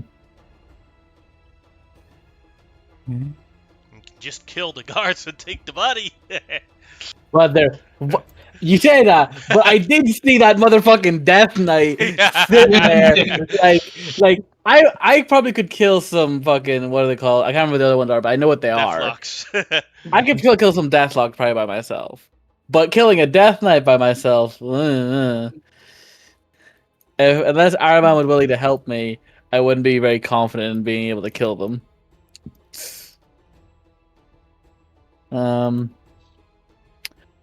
I wouldn't mind just wandering over that way and seeing what's going on again. Alright. Back at the dark alley, and now it is night.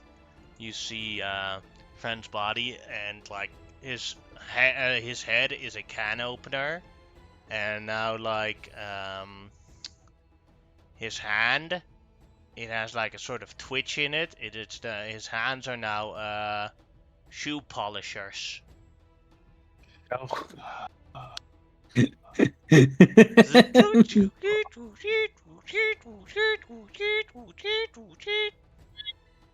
Damn, dude, that's brutal. Well, he was the victim of an evil murder goddess. Yeah. God, I don't have a prepare today though. If I prepared Vortex Warp, I could probably. Do I have access to Vortex? I should have access to Vortex Warp, shouldn't I? Maybe I don't actually. I have no idea what the Artificer spell list is. Oh yes, it is level 2. I would need to wait a day probably before I could actually steal the body with Vortex Warp. You could try it in the morning. I guess I could. Alright. Yeah, I'll wait till the morning if anything, because I'll swap out a spell or two here. And then then everyone can have a long rest unless someone wants to do a nighttime activity in the city.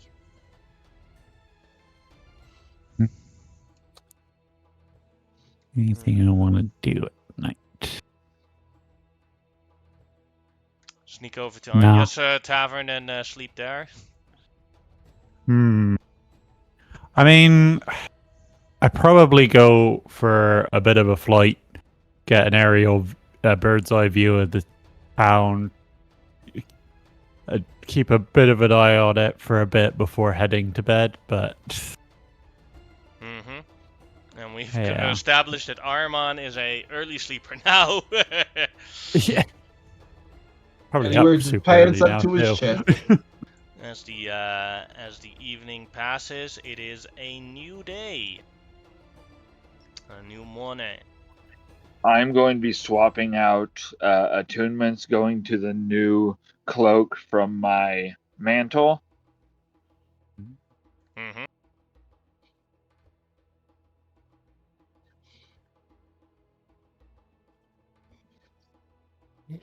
Because I do not believe I can be attuned to the mantle and the cloak at the same time, since they're worn the same way.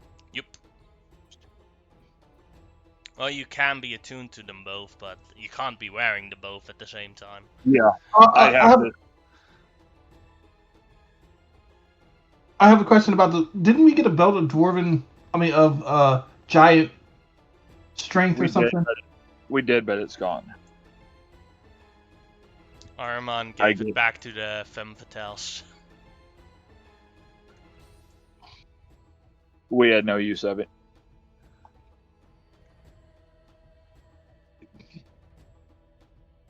Alright. In this morning.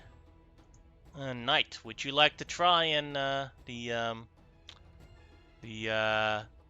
friend heist? Yeah, I'm gonna like. I will tell Araman beforehand, so he knows what's going on. He can either help, he doesn't have to. But Knight will go off towards that direction at this point. All right. There's like occasionally a noble coming past, and it's like, make my boots shine. Ah. I am going to try and let me see. Oh wait, actually, that's what it's going to do. Sorry, 1 second.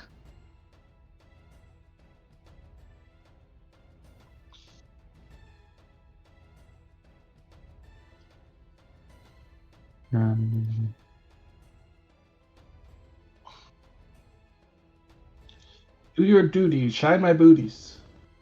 I'm gonna first of all. I'm going to. No, I can't even. I was going to use. I could use. I'll use invisibility, but like once I cast it, I'll be invisible anyway. So I'm actually just gonna hide. I will cast enhance ability on myself first, and I'm going to, at this moment in time, take off my armor beforehand, obviously, so I'm not disadvantaged. Yep. With my stealth, where is my armor? There it is. +2 half plate. And then I'm going to try to hide my way up towards it. Right here in the alleyway. Yeah. And just to make sure, I don't care if it was I got the thing or not, I'm going to put a +4 onto that from my Flash of Genius. Alright, you made it. They have no idea you're there. Okay. And I will sneak around the corner. And I will I will cast Vortex Warp. Yeah, that's the one. Vortex Warp on Friend's body. Onto the back of Hubert, which I'll have Hubert actually a wee bit away. He'll be like here. He'll be like basically he'll be like further away from me, and basically I'll cast the body onto the back of Hubert and tell him to go. Go, go, go! And then I will also Scarper, and I will cast on myself as I try to Scarper Expedition Retreat and like Long Strider, and she start yeah, basically going as quick as I can to get out of here. And then you hear in the background, you hear the guards just like, oh no! Where did the trophy go? Where did the trophy go? Oh, we're in so much trouble. Go look! Go look!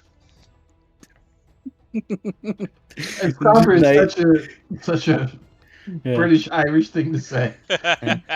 And I will make a leg for it if we can.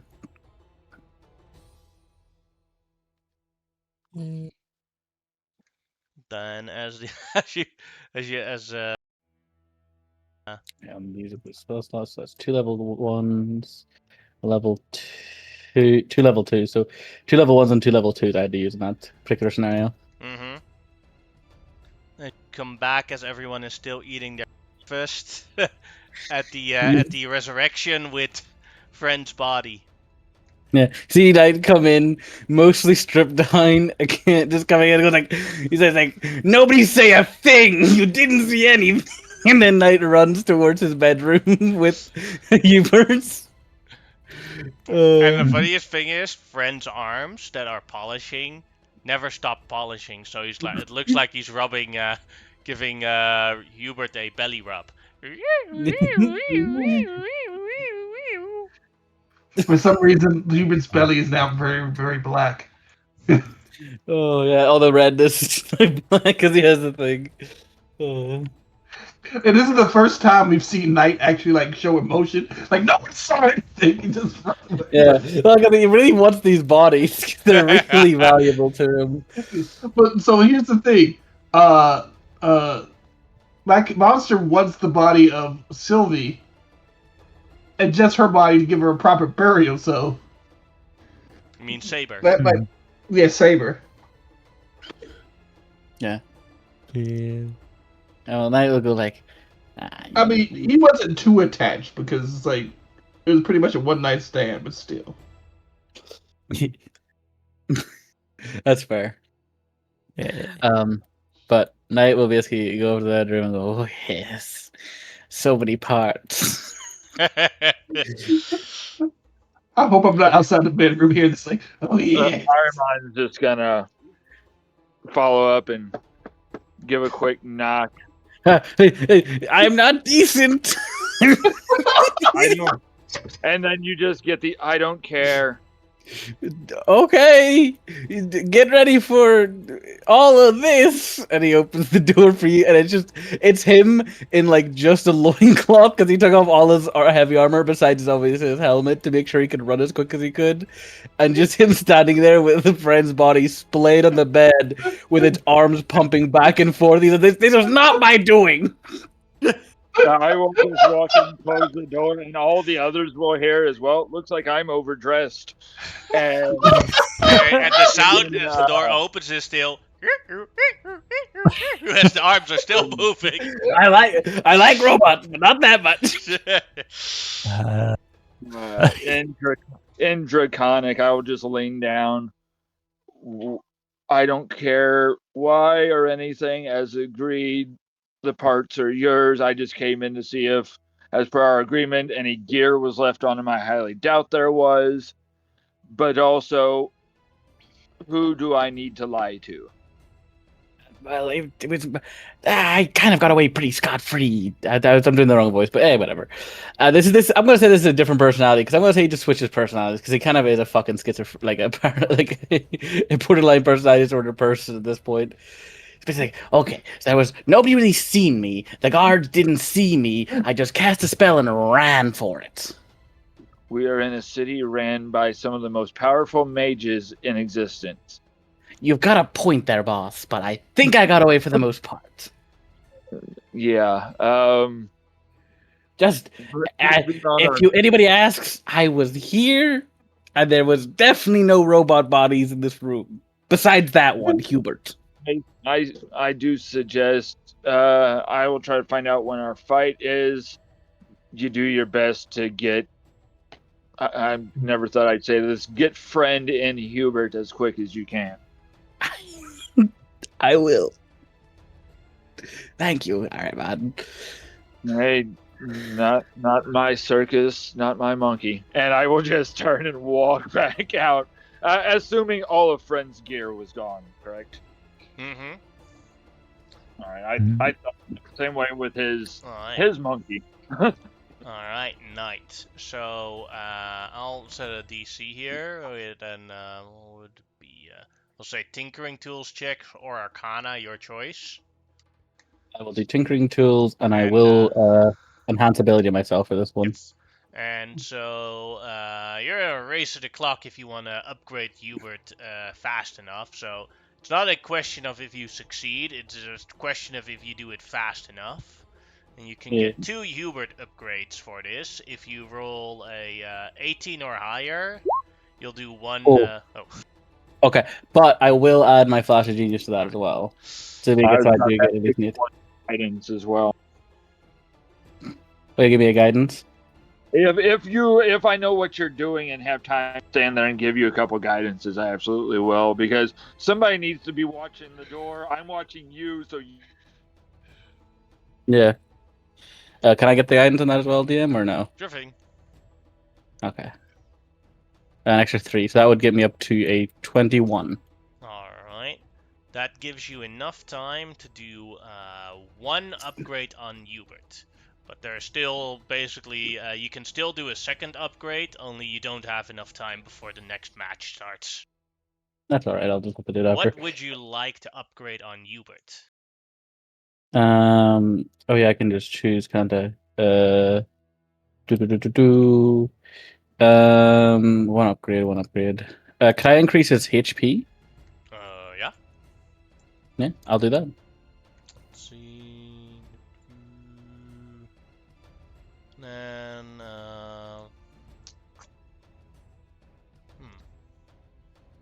roll me 3d20s, and we'll pick the highest one plus his con modifier. Okay. 3d20s. Oh fuck! Oh, that's pretty bad. That's pretty bad. Yeah. Yeah. Right, you can at least get his con modifier with it too. So that would be an extra 7 hit points Yes. in his total. Yeah, it's just No, 4, because it's like advantage. You Oh roll yeah, 3 no, times and you pick the I was highest. reading it Yeah. wrong. Yeah, so it's 4 more. So he gets meh, whatever. Yeah.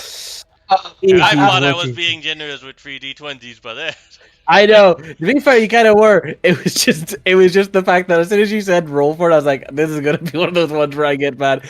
I'll probably. That's fine. It's whatever. This is the world liking itself from last week. What you did with what's her name's character?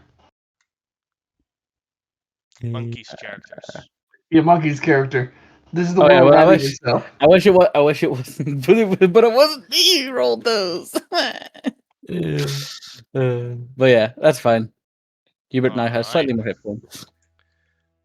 Can make the difference between one blow or another. I know, but it could have been 22. Alright, monster.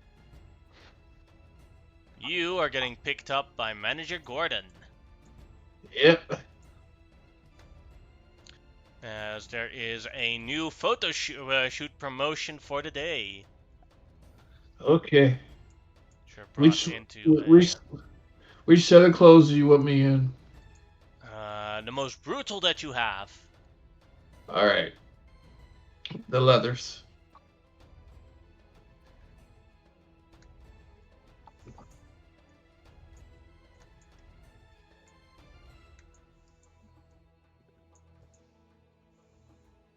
I look at Gordon. The fuck you say? For my promotional tour, I am King Joffrey, the Monster Slayer. I am beauty incarnate, and I will destroy the uglies of the world.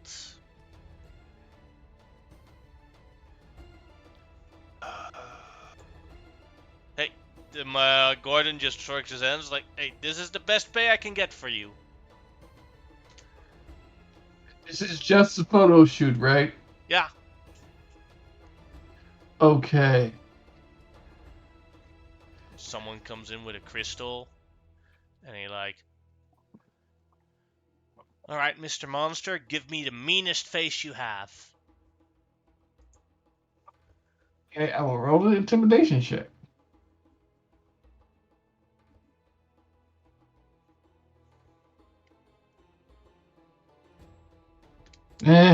No, that's too friendly. I want you to be angry, to be raging, to induce fear.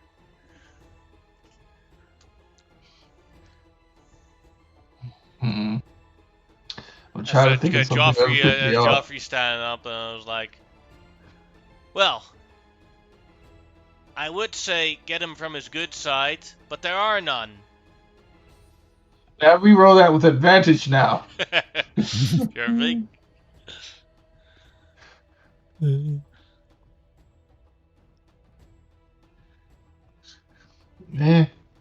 As he's like, no, that's too goofy. Well, you can't expect much from a monster in the brain. I'm going. So I have 4 a day. And it's a new day. Let me have done the long rest. Yeah, I'm gonna use one of my rages. Can I add like my proficiency bonus to? Sure thing. And then I'm gonna do the skin with advantage and a proficiency bonus. 15. Good, good. There I can see the rage. The killer instinct. There we see it. There we see it. Yes, yes, we got that. Now for King Joffrey. Now you must look at your most beautiful and noble. As he makes like different poses.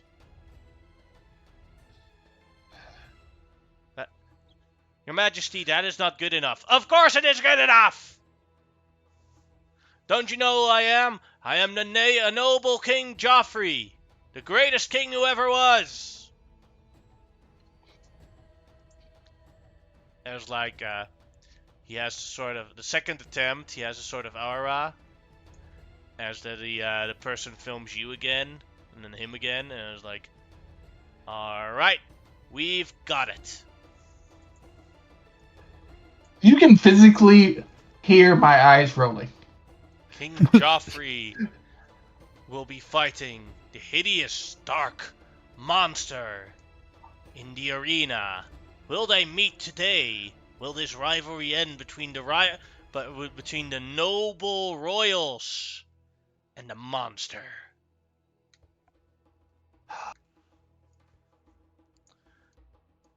Good job, monster, as the Manager Gordon walks by you.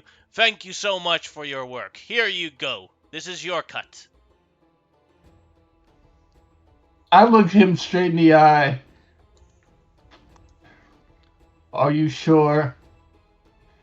That's all I get from this cut of you making me embarrass myself in front of somebody I have to see in the ring in a few minutes. Oh, yeah, sorry, I made a mistake.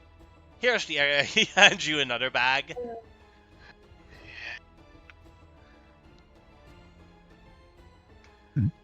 Together, it is, the two bags are together 400 gold. Yeah. Manager Gordon is not long. I liked him at first. Manager Gordon is not long for this world. He's a greedy greedy capitalist manager. But I only paid him. Welcome to the entertainment industry, babe. Exactly. Yeah. It's like I miss my old manager. But she's too old. She retired. She retired. Because I made her a lot of money. Alright, and then Noreen. Would you like to attempt to convince the council to let Athena join as your mount?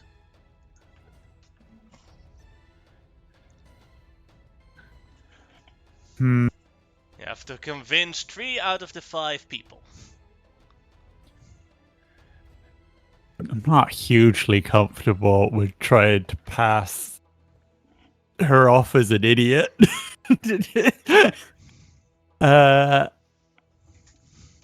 Is she comfortable with it? Yeah. Well, she came here to protect you, so...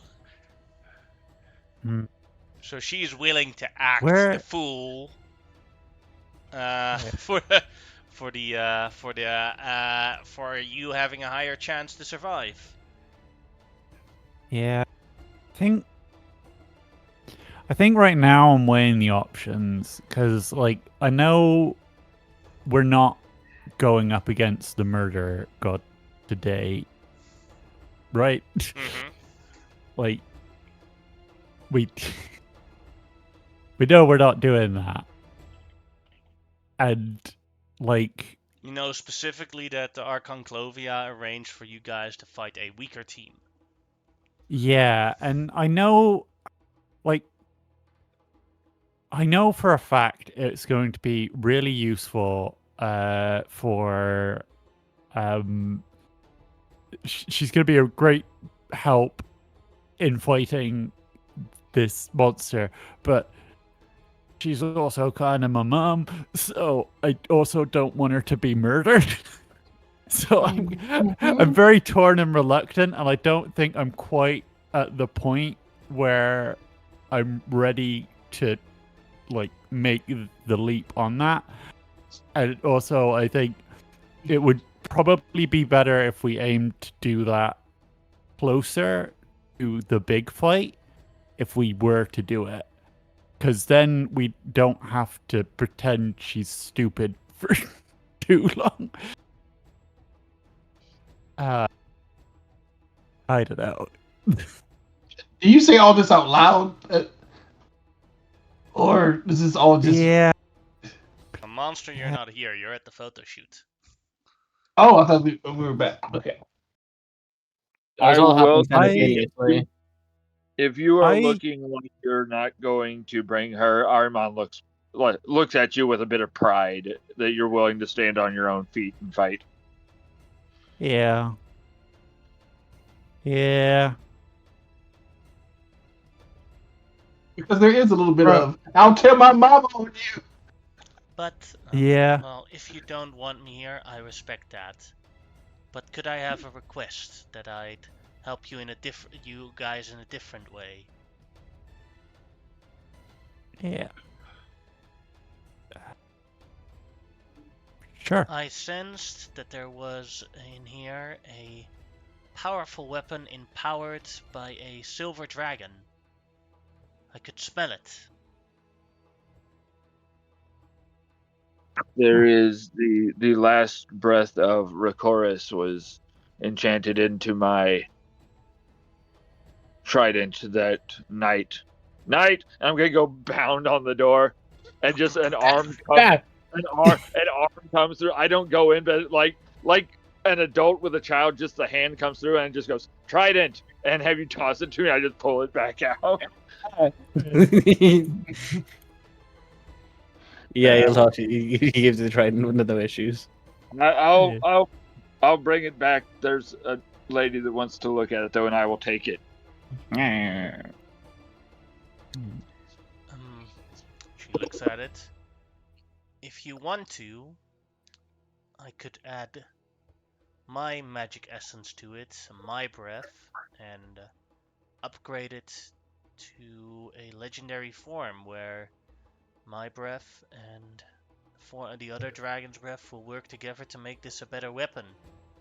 And I could make one for you as well, Nareen. Not as powerful as this one, if I combine the breaths, but on equal power as this one. I mean,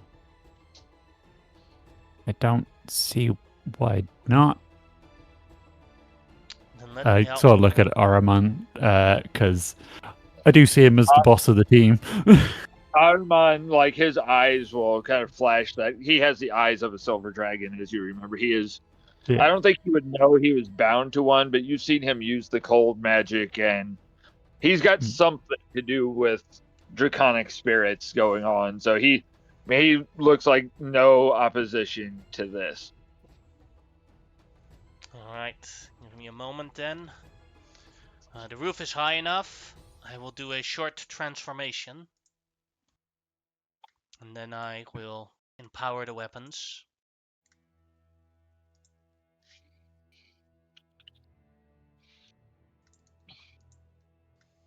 As Athena turns into her dragon form, puts Armand's weapon on the table, inhales deeply, and blows her breath directly on it. As you see, Armand, the essence of the previous dragon and the essence of Athena mix together into one weapon, as it is now upgraded to from the very rare version to the legendary version of this weapon. Awesome. So it's now the it was the Awakened, now it's the Ascended, I think. Mm-hmm. Yeah. And then she looks at Nareen. My daughter, which weapon of yours do you want me to empower for you? Let's see.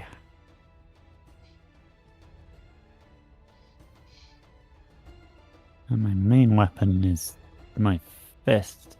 I can do those too if you want to. You have special gloves. That'd be cool. That would be cool. Alright, put your gloves on the table. Right. Yeah. Yeah, I like that you're kind of holding your Yeah. hands out, really scared. Like, let's Yeah. go!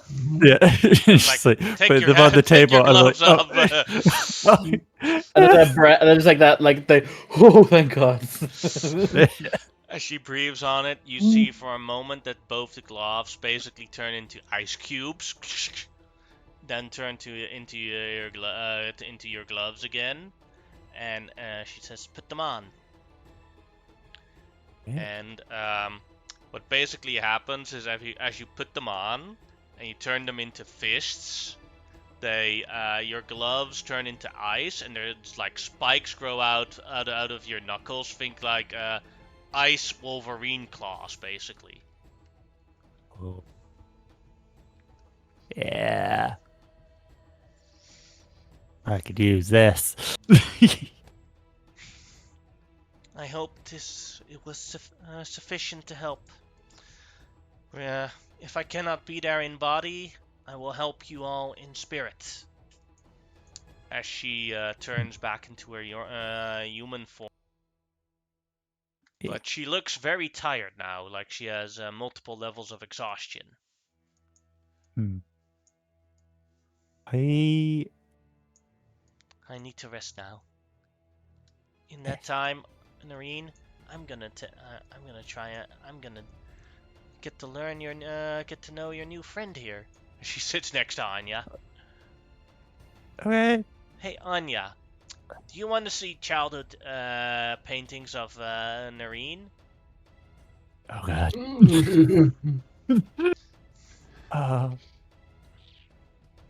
I, I, I feel like I should stop this. Too late. And But with I know that, I you hear can't. the bell, and it's like, oh shit, it's Oh, time to go yep. to the arena. The next match. Yeah. Yep. Time to get going. Okay. You see, like, Knight's coming out of his rooms, currently, like, still putting back his armor on. He's like, And then, as the door opens of the room, the arm of a friend is still one of the arms is still moving, and it's like.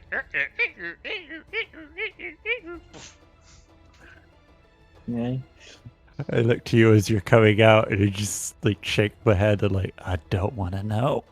It wasn't the way you think it was. It was definitely the way you think it was. The spirit that animates that one won't stop. I don't know. It's quite the grin you had running in there. No, it was not that. It was not that. The worst part is he is covered in sweat, and he's just like because he's and was like mostly nude for most of his workings. Yeah, he's hurriedly putting on his clothes. Yeah. While they were doing their preparation stuff, I had my plan for the fight for the day to see if I can figure some stuff out. I would also try to get Xenothril and Alexander in on this. I need one person per council member, because at one point I want to see if having them placed amongst the crowd, I want to see if they can get chants going for the archons, so that I can then read the crowd and figure out who has the most support of the common folk. Alright.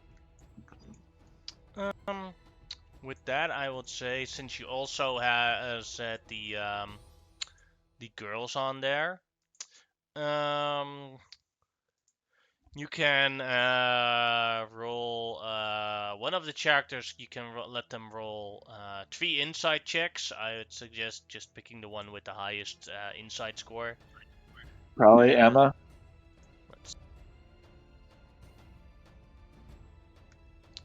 She isn't proficient in insight, so it's only a +3 for her. Yeah, then whoever's the highest. Because can I see what Xenothral's is, and maybe I Sure sent thing. him along with them. His might be. His is +6. Emma has the highest one with a +3. None of the Okay. femme fatale girls have. Then if what is it's one of them, I think it would be best because Xenothral's going to be more focused on getting enchantments on us. We'll let Anya do it and just let her know that I appreciate any help. If we can, we just need to find out who has the love of the people. Nope. The only one she figured out for you is the one that is the least popular, and that is Tullius. Gotcha, which I already knew. Mm-hmm. Well, I knew he was the lowest ranked of the bunch, but I appreciate that. All right, gather up. I do a pep talk. In the training area that you share with the Giants team. Ooh. Well, it means we're not Yeah. fighting. You're not fighting them, at least. Yeah. Yeah.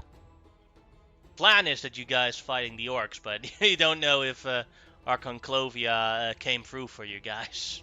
Yeah, I hadn't said anything about it yet because I don't know if she was able to pull anything off. It's not a guarantee.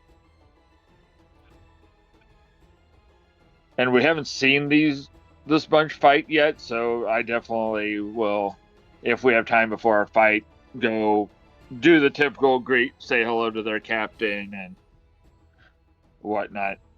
Oh, for the you mean the Giants or? Yeah, the Giants. They're the only one in their room, so.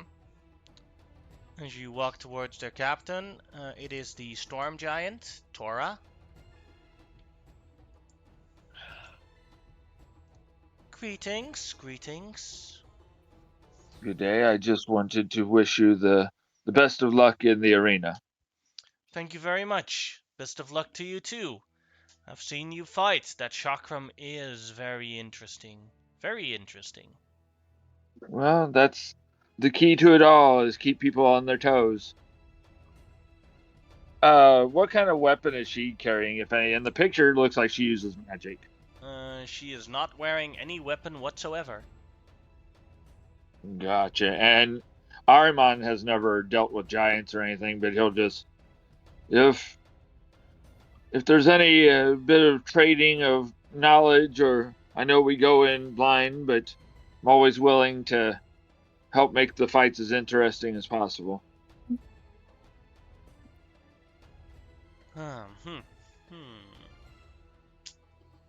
Well, we know who's going to be the team that fights Shah Valen first.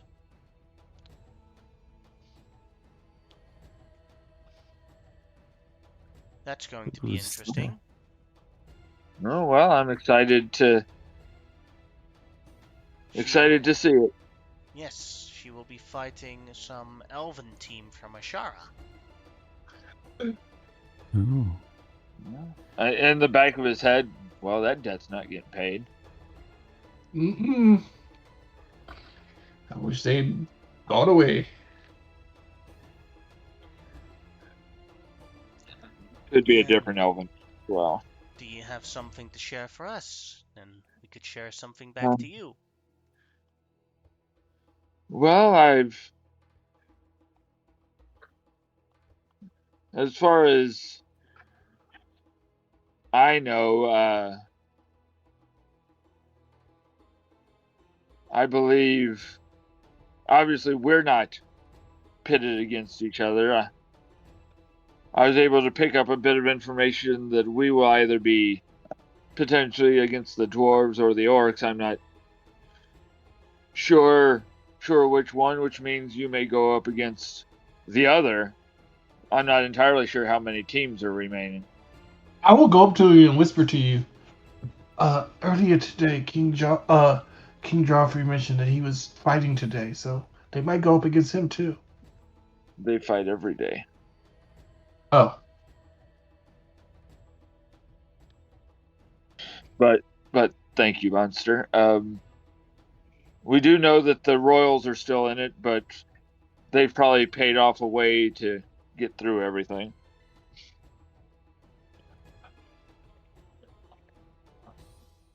That only gets you so far.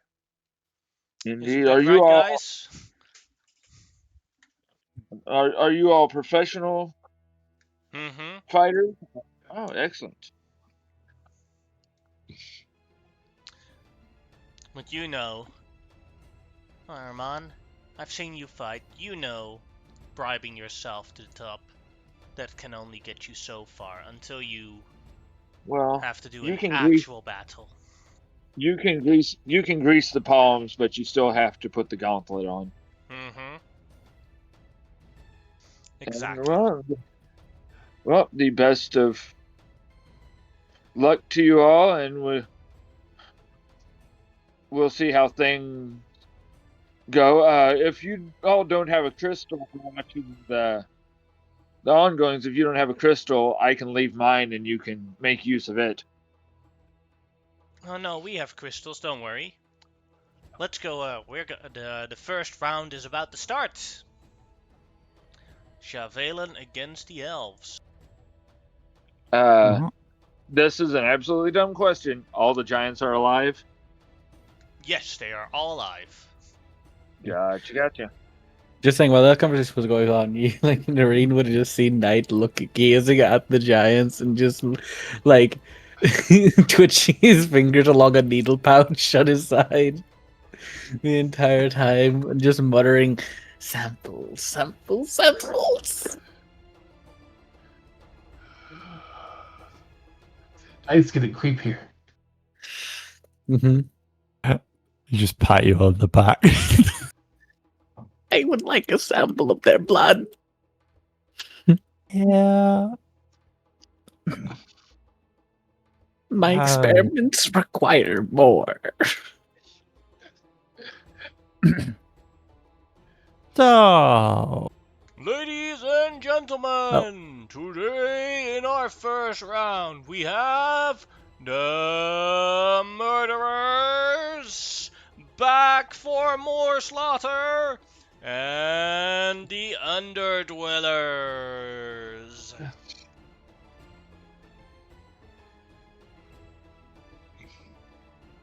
elves look very, very scared as the intro of this fight is about to start. They should have left. I'm going to slip through and actually go find a spot in the stand so that I can come back down here after the fight, but I want to be close in case I have to do something. yeah. I would like to watch, but I also feel like I need to get myself ready for our own fight. Mm-hmm. Same. But Well, I'm just shaking my head. Crystal in the training. Yeah. But Oh, yeah. I'm just shaking my head like this would be one of the few times where I would say the moment you get in the ring, surrender.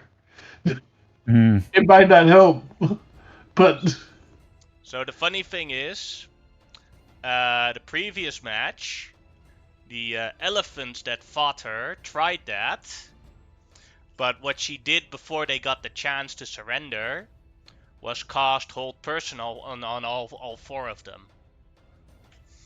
that's cheating. No, that's being quicker. I know. It was just like, damn, that's fucked. The elves are standing in a four-man position, ready for covering every side as the fight starts.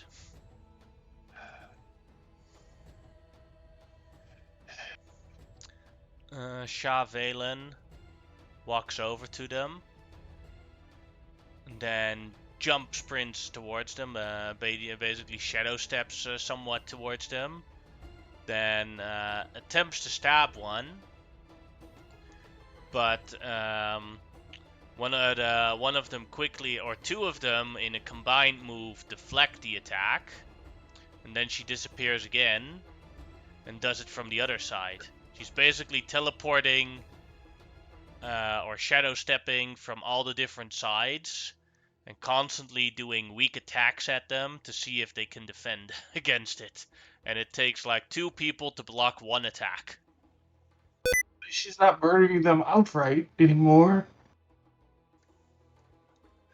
I guess she heard the part about showmanship. Yeah. At least we'll give whoever goes up against her a chance of actually I'd still doing surrender if something. I was them. Yeah, but then you surrender and they'll probably be like, "Oh, you're weak. Die anyway." Yeah.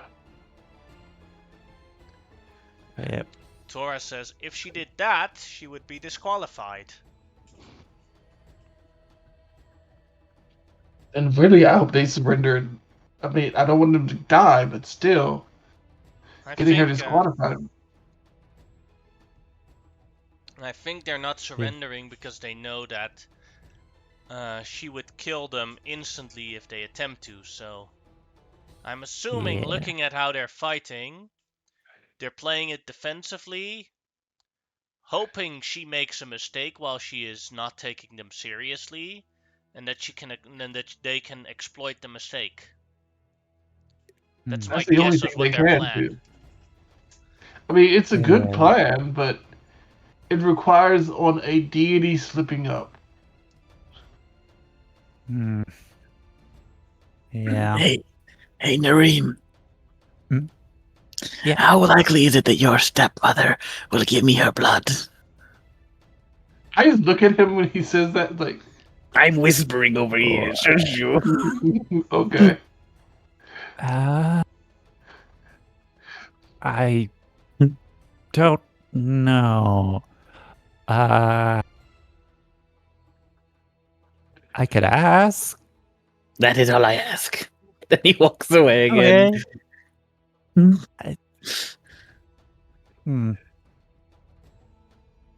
It's going to be a weird conversation later. Mm-hmm. There's a lot of uses for dragon's blood, and I'm sure she has people asking her for that all the time. Yeah. I do want to test out what these gloves can do on a punching bag. Because, yeah. Alright. Give me a sec to... I forgot what this item does. Just gonna see what's it called. You have a sheet for it? No, it's not a custom item.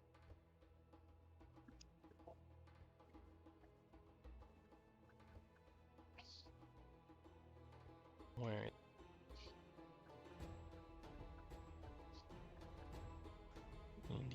The magical item.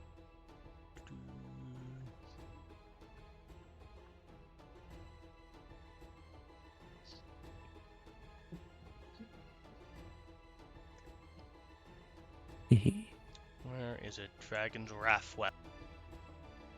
I see. Alright, let's see. The awakened weapon has a slumbering properties and improves on the sterling properties. The bonus to attack and damage rolls increases to a +2, and an extra damage dealt by the weapon increases to 2d6. So every time you punch someone, you do 2d6 cold damage extra. So what you do on the waking dummy is every time you slap it, you see like it freezes over a little bit. As an action, you can unleash a cone of destruction energy from the weapon. Each creature in that area must succeed on a DC 16 dexterity saving throw or take 8d6 damage of the type dealt by the dragon's breath. On a failed save, or half as much on a successful one. Once this action has been used, you can't use it until the next dawn. Cool. But that is 100% Yeah, Here's a link to the drop my item. staff for that. So yeah, you punch people constantly. Yeah. More ice. Yeah. Oh, that's interesting, though. Because I also have the Raps of Unarmed Prowess, giving me a +1 to my unarmed strikes. Mm-hmm. I'm assuming that'll be to unarmed strikes not made with the gloves. Yeah. Yeah. Cool. As you see the recording, you see that actually for a moment, Shavalen does actually slip up, and all 4 drow immediately turn and attack her at the same time, making her bleed. Did you hear the quote? If it bleeds, we can kill it. Go for it. Yeah, that's exactly what. There's the immediate interest of Armand, who's leaning forward in his seat and just goes back to the last time he said that phrase. If she can bleed, I can kill her. You can also make an Armand. You can make an insight check on why she screwed up. Righty. Any chance being a gladiator, I'd be able to get advantage on this since I'm watching the fight with detail? Mm-hmm.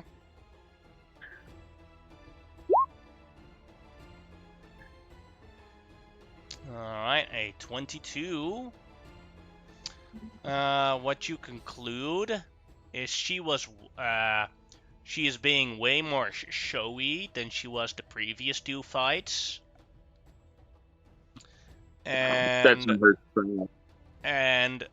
so it seems that the showman quote did actually affected her in some way, but she isn't really worried about the showmanship of the crowd. Her father, Rash Shakir, is in the stand, and it seems he's pretty bored and he looks disgusted with this entire fight. But it looks like she's trying to pay attention to him as well to try and get his attention. Gotcha. Okay, So I definitely caught that.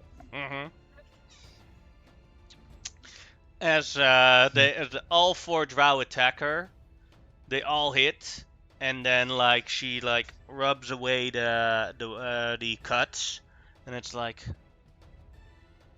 all of that for 4 drops of blood? I'll make you bleed instead. She wipes off the blood, wipes it on her dagger, and then suddenly does a quicker flash stabs and stabs the female leader of the drow in the neck. As she's gorging in pain, the other 3 drow look horrified, but she's choking on her own blood with the neck in there. But she gives a final command to attack her. The 3 of them do it, but she rips out the dagger out of the throat and into one of the attackers. As the other 2 manage to pierce her in their back. She screams out in pain, turns around, and then cuts them both, decapitates them both with 1 slash. Mm-hmm. And as you see, she is clearly wounded. They did better than I thought they would. That was some very good teamwork. But you could also tell in their eyes when you watch. I'm like talking like an old vet to Noreen about exactly what they did right and wrong. It's like you can see in their eyes that I got a phone call. I'm sorry. It's a weird thing to see in their eyes. It was like Torah standing next to her. It's like, Yes, a phone call would be very difficult during a fight. Yeah, can I help you? Sorry. Okay, thank you. Bye. So can you yeah, hear me now? Tariq, we concluded Yeah. that a. Oh, by Yeah. the way, Knight, did you adjust the dragon's weapon to legendary in your thing? Yeah, I did already. Alright. You concluded what? If he gets it Yeah. back. We concluded that a phone call is very distracting during a fight. Yeah, it really is. No, but no, it's like they already knew they were going to die. You can see it in their eyes. They knew they were going to die, and they wanted to do as much damage before they went down as possible. There was no hesitation. I mean, when we fight her, we're going to need the same attitude. Like, we don't want to die, but you go into combat with her, just decide you're dead, and that any amount of breathing is good, and to take her down with you. I'd rather go into the fight with the belief that I could win. And I think, if nothing else, the elves did show that it's not impossible to beat her. No. Just incredibly, incredibly unlikely. Well, if those giants use proper teamwork, they're a lot tougher than the elves. I don't know if she can just decap them in one hit. So they might actually stand a better chance. Ladies and gentlemen, it is time for the next round. And our next team will be Clovia's Pride. As soon as they announce it, I start doing my preparation. Mm-hmm. If you cast the spell that we're all talking, Rory's telekinesis or whatever, I'm just like, I hate that name. I haven't done it yet.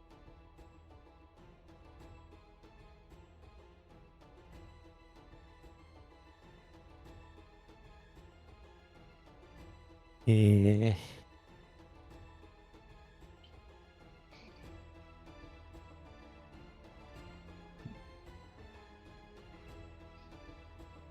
Right, so I'm going to have my usual bonuses from Z, and then I will give myself the inspiring leader 16. I'm doing the same thing I do every fight. Who's getting the inspiring leader? Well, the whole party can get it. Okay. Yeah. Here are all the Arima moves that are now unlocked.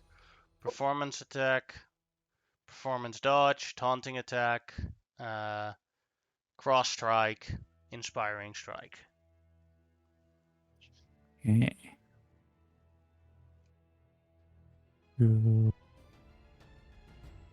So, how many temporary hit points from the inspiring leader?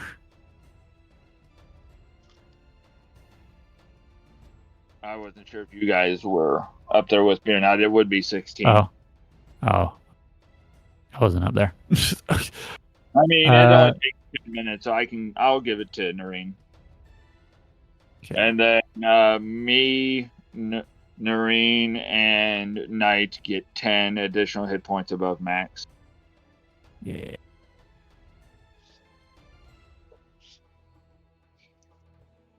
Yeah. Ooh. And I will take the trident back over towards Knight and for at least one more fight. It's actually more powerful than my weapon at this point now. Yeah. Try not to use the breath unless absolutely necessary. Mm-hmm. We need to have as many secrets going into the battle against Shyvelen as we can. Fair enough. and I will bring out my familiar because I need somebody that can do help action because there's no way for me to get advantage if I gotta do all my other crap. Yeah. Huh.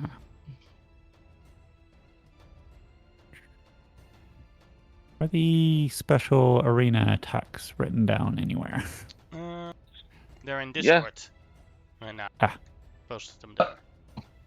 So they've announced us. Have they announced the other group? Yeah, that's the Axebusters.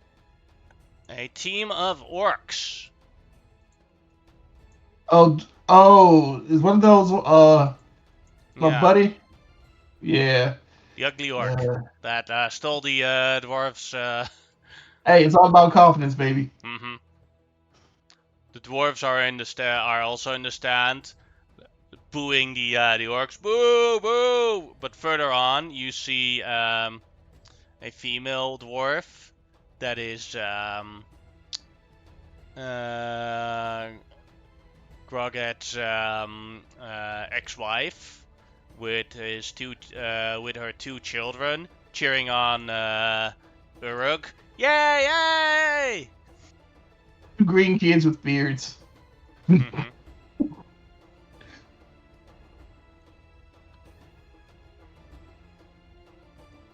Alright. First we have the princess from far away, Noreen, enter the arena. Okay. I will swoop into the arena and I will be playing my viol and performing a sort of battle song chant thing. Get people hyped for the show. To the crowd. Yeah. Alright, go ahead and make either a violin check or a performance check. Wow. As I am singing, I will make a performance check as I believe my enthralling voice gives me advantage when on performance checks when using my voice. Alright. So as long as I sing. I'm now imagining Lindsay Sterling. Yeah. I just cannot get good rolls on these entrances. I also told you, probably jinxed your character after previous sessions. Yeah. The crowd is too loud for your violin and and singing to actually be heard. Like everyone on ground level hears that it's beautiful and very well done, but the rest of the crowd is like, "What? What?" Yeah. Yeah, I need a microphone. But I don't know if they exist. You could buy a common magical item somewhere in the shop where there's like voice enhancer. I have to do that before the next game. There's the shield of shout. There's actually one called the Shield of Shouting that projects your voice like that. Yeah, but I lose a lot of my monk things if I'm using a shield. Yeah, but you can. What you do is you wear it, you use it to shout, and then you put the shield away and continue the battle. Well, as long as it's not attunement, if it's attunement, you probably don't want it. Yeah. I am at my max attunement, for I am not a artificer. How does Knight come in? Knight will come in with his new boots of flying, because I got to make those from my infusions. Ooh. So I can now but those. Well, actually, let me go through the list of spells I will be casting. So just real quick before I had Long Strider, Expeditious Retreat, and then I'll also have Blink on again as well. But yeah, I will come in basically on these boots doing like aerial tricks kind of thing, like spinning around and shit, basically getting ready for the fight. My boots also do look like jet-propelled boots. Like they have like not Instead like of little wings, fire. they have like they have rockets next to it. Yeah, and like they don't look the safest, but they seem to be working quite effectively. I'm thinking of goblin boots out of World of Warcraft now. That's exactly the type of boots I'm talking about. You're getting what I'm putting down. Yeah, and I will do my performance check then. Mm-hmm. Ooh, it does not go You well. crash into the crowd, and then like they have to help you to get back into the arena. Yeah. These are actual goblin boots from World of Warcraft. Ah! No gnomish tinkering for us. Yeah, he needs to work out the kinks for them. He's only made them recently. Alright, monster, how do you enter? I enter crouching tiger, hidden dragon style, like with my sword out, flying into the ring. Then my sword bursts into flame, and you hear me yell at the top of my voice as I'm doing this crouching tiger, hidden dragon, martial arts feat with my winged boots. I yell, "Who's your monster?" You are! Who? Go ahead and make a performance check.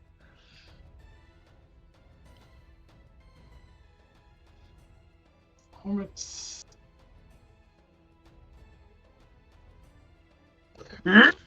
Who? You're the monster!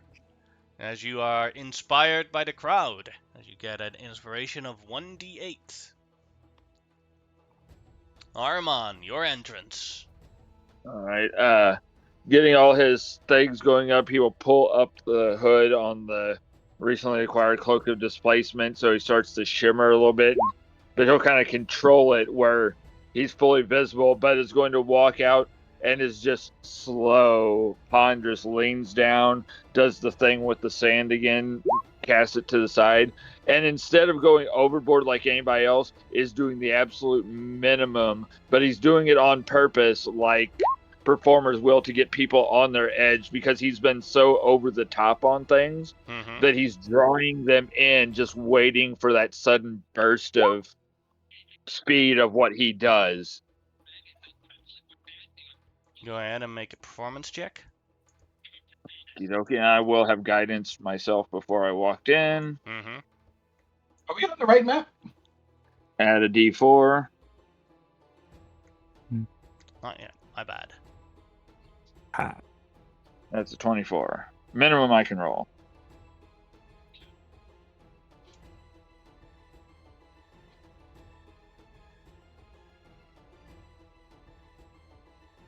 And that is a success, so you get inspiration.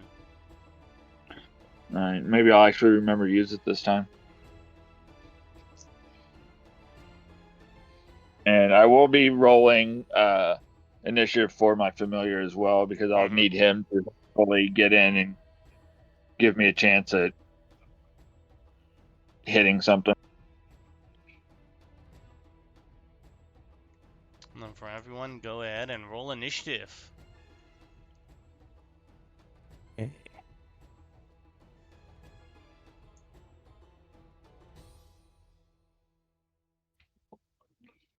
Alright, and the second one, I gotta fix his initial modifier because he doesn't get my gift of alacrity.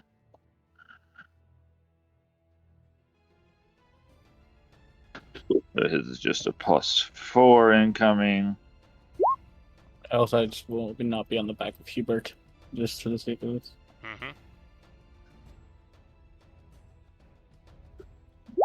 I guess because I didn't select the token, so I will select it and then I will roll. My bad, and then I will just fix it to the 14.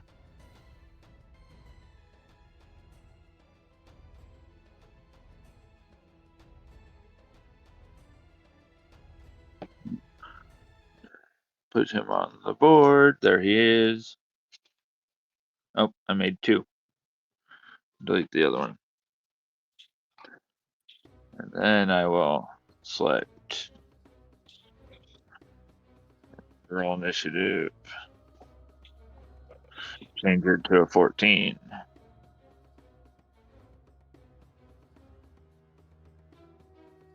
Oh, it's still marked as Xerxes' mage hand because that's what it originally was. Mm-hmm. Good to have him back. Secret patron is helping you. That token has been used for so many things. It's not too far behind me, so I'll be able to eventually set something up. Alright, Armon, you are first as the battle starts.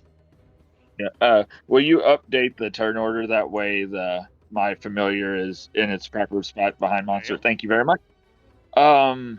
We know from experience that you said they're all up close. They gotta close in. Yep. I'm actually going to be using my first turn to start working the crowd. I didn't have access to the thing on Discord to grab it because I've got too many devices going already. So if I do something that would benefit from that, awesome. If not, it's okay. I'm going to get out here and point up towards the council members, but it would be seen that with the cloak of displacement, each one of them thinks I'm pointing directly at them, but Clovia knows I'm pointing directly at her, and I will shout out, if not for them, none of us would be here. And this would be the place where we already did the rolls, but to get the people start chanting for the Archons. Go ahead and make go. No, whatever you want me to roll. Oh, no, if you wanted to add something extra to it, but... No. Go ahead and make either a performance or persuasion check. They're both the same, but I think since I'm just speaking and not doing anything flashy yet, it's just persuasion. Mm-hmm. Alright. As the crowd is cheering the Archons, you can pick one team member that also gets crowd inspired. I think it's only Nareen and Monster that don't have crowd inspirement yet. Wait, I got inspired by the crowd. Oh, my bad. I wasn't. Oh, you weren't. Yeah, my bad. It was Nareen and Knight. We will just go with the turn order because I think that's the most fair. And Nareen is going next, so we will give it to her. Alright. And then I will, as my bonus action, jump over here and vanish. Well, try to. I no longer have my cloak, so I'm not my mantle, so I'm not rolling with advantage, but I'm still rolling pretty good. Yeah, you still disappeared. I still have a 24 dexterity, so. Alright, then it is Nareen's turn. Oh, does the crowd inspiring thing do again? It's basically just a bardic inspiration, a D8 that you can use during this battle. So the moment you leave the arena or the battle is over, that inspiration is also gone. Okay. I am going to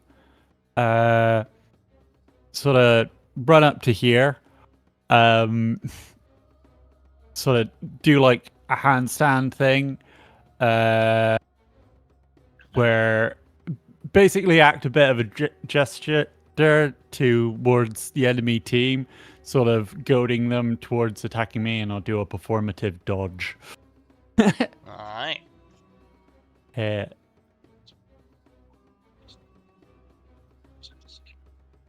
So they actually have advantage to hit me. Mm-hmm. As they point, as the crowd points at the orcs and start laughing at her. You let that happen to you! Ah! Like pulling faces, slapping my backside, just like bring it on, bring it. Come on. And it is Uruk who will move towards there. because he does not allow this disrespect. He moves 30 foot to here. Then he uses his bonus action to run to here. And then he uses his action to do his ability, Diving Strike. As he jumps up way too high and then strikes downwards towards you. And let's see how his grit, and then it'll be an attack with advantage. 23 to hit. Yeah, it hits. But because of the diving strike, he does take 7 falling damage. Sure. And I take double damage. So. Cool. Well, thank you, inspiring presence and aid.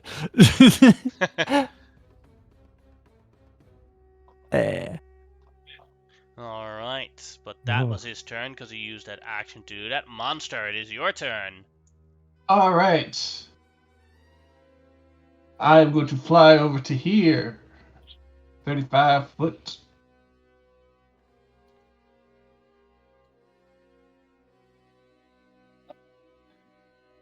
What's that weird noise? That's the Halloween signs for the thing. And then I'm going to look at you're just like, sorry about this, man. I'll try to make sure your kids are taken care of. And it's like, and I'll yell, "Who's the monster?" You are! I am going to Great Weapon Master and use the inspiration. I have a normal inspiration from you, and I have this combat inspiration. I'm using the combat inspiration. All right. Because I'm already going to get a penalty for this attack. So let's do the first attack. I'm raging, by the way. Bonus action rage. Mm-hmm. It's too late now. I did the attack. I would have done the reckless, but it's too late now. Mm-hmm. I'll be fair about that. You rolled a 6. You don't have to roll the inspiration, by the way. You said you would use it, but you don't. You still don't have to use it. Yeah, because I didn't hit. Mm-hmm. All right, I'm gonna try it again. I'll use the inspiration if I'm somewhere in the ballpark. Mm-hmm. Let's do the next attack. 17. I'm in the ball. Will a 17 hit him? Yes. I will not use the inspiration. Doing 33 damage on him. Urgh! Yeah, just use my neck. Okay. And yeah. I think that is it because I used my bonus action to rage. Use my movement to fly. Did 2 attacks. Yeah. Alright. I'm done. And then it is Ahriman's summon.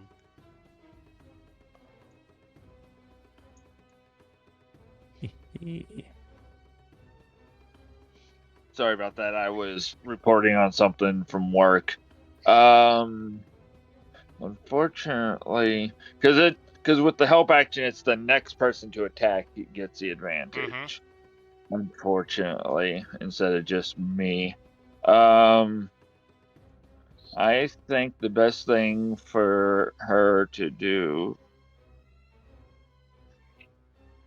for Mirak, because she's technically just a little tiny flying snake. She will get up to that area there and just kind of attempt what her master did with a hide action. She has no idea where he's at, so she's just going to get defensive till she gets an order. So we will see if she can. That is, I was like, oh, she's got a plus 16 as well. Wrong character. Let me see. +4. She can try. She did a decent job. Yeah, and for appearance, I actually read in Tylia there's a thing called the Tylian Viper, which is kind of similar to that, but it is kind of a metallic black looking as far as its scales and whatnot. And this one particularly has vulture wings. But that's the picture I went with for it until I can find a better looking one. But she will be stealthily hiding. And it's Harg's turn. Well, he will dash to here. And then use his bonus action to dash to Hubert. And that is his turn. Diltat will join Urto. But he does not have that jumping ability, so he's just down the cliff and still has to climb. He has to use his action to climb up here. Knight, your turn.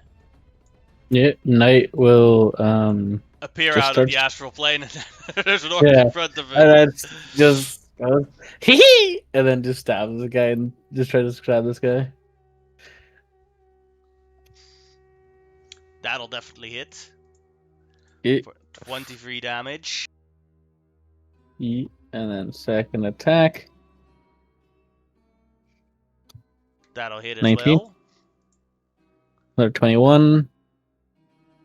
And then he'll be like, Hubert, get him! And then Hubert will try to take a chunk out of this guy's leg. 15? 15 misses. Nah. And then that'll be the end of my turn, so I will attempt to see if I go back to the astral plane. Yeah. No, I stay on this plane. Mm-hmm. Alright, then it is Farbug's turn. And let's see. 1-2, he's going for the other for the upper team. 3-4, he's going to help the other one. He's going to join the other team. Here. As he uses he uses here, dash climb, gets up to here. That is his turn. Ahriman, your turn. Just what I needed. I am hidden, so I'll have advantage. I'll use my bonus action, my reaction, and my action this turn. Ooh. That's what I was setting up for. Mm-hmm. I think the first thing anybody feels is everybody gets that guttural feeling in their stomach. And I'm going to... Varbuk, do I know what... I hate to ask class, but is he a fighter more like monster, more like myself? All the orcs are fighters. Gotcha. So he will be my primary target, and he and his head will just start hearing the cause of ravens, as I'm going to use my reaction to make him vulnerable to all damage for the next attack. I use my bonus action. The chakram runs along the edge of the bag of death as a soul begins to coat it like a thick viscous liquid, as I will give myself an additional 1d100 damage. And then I will make a bounce attack. Because he is still within 60 feet of Varthug down here, so I'll be able to go Varbuk, Urug, it will go like, let me draw the line, because I want it to be a bit more, I want to at least hit the ones that are injured first and make it look cool bouncing around. So that will be my path of destruction. Yes. So, and I will use my crowd inspiration if I have to. So this is with advantage, plus 16 to hit. Let's hope. Oh yeah, you don't need the crowd to inspire you with that hit. Okay. But is that enough with the -4 to hit the next guy? He doesn't have above a 29. 29, 25, 21. Yeah, you hit them all.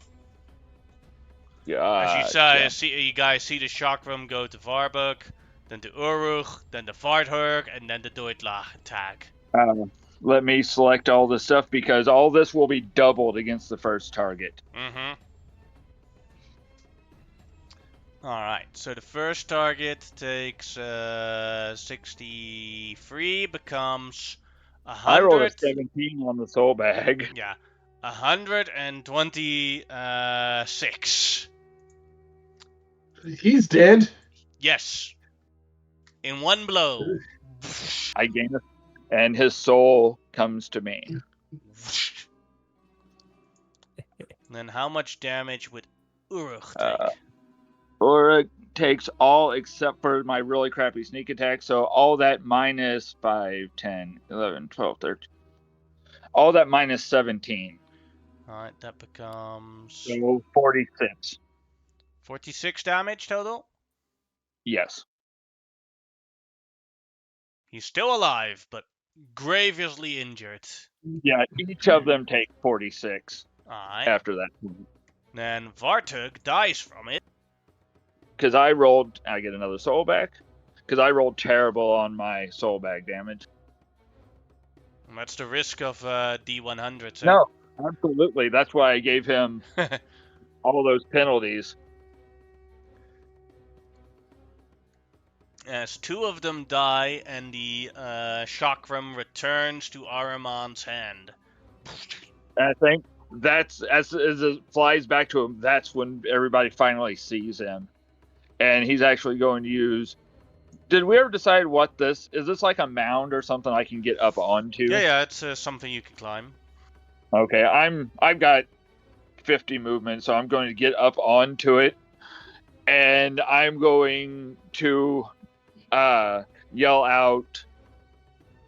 Similar to Monster. Monster is the monster, but it comes across as a whisper to everyone of, he is the monster, but who is the angel of death? Damn. And just one of those expecting no anything, and he is just standing there, eyes blazing that silvery blue draconic energy, waiting on the 2 remaining.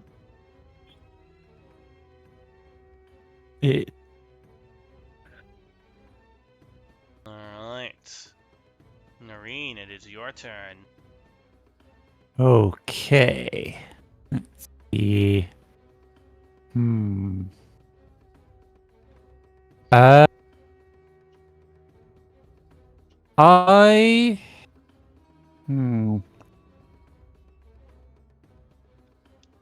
I go for dual tag or Uruk?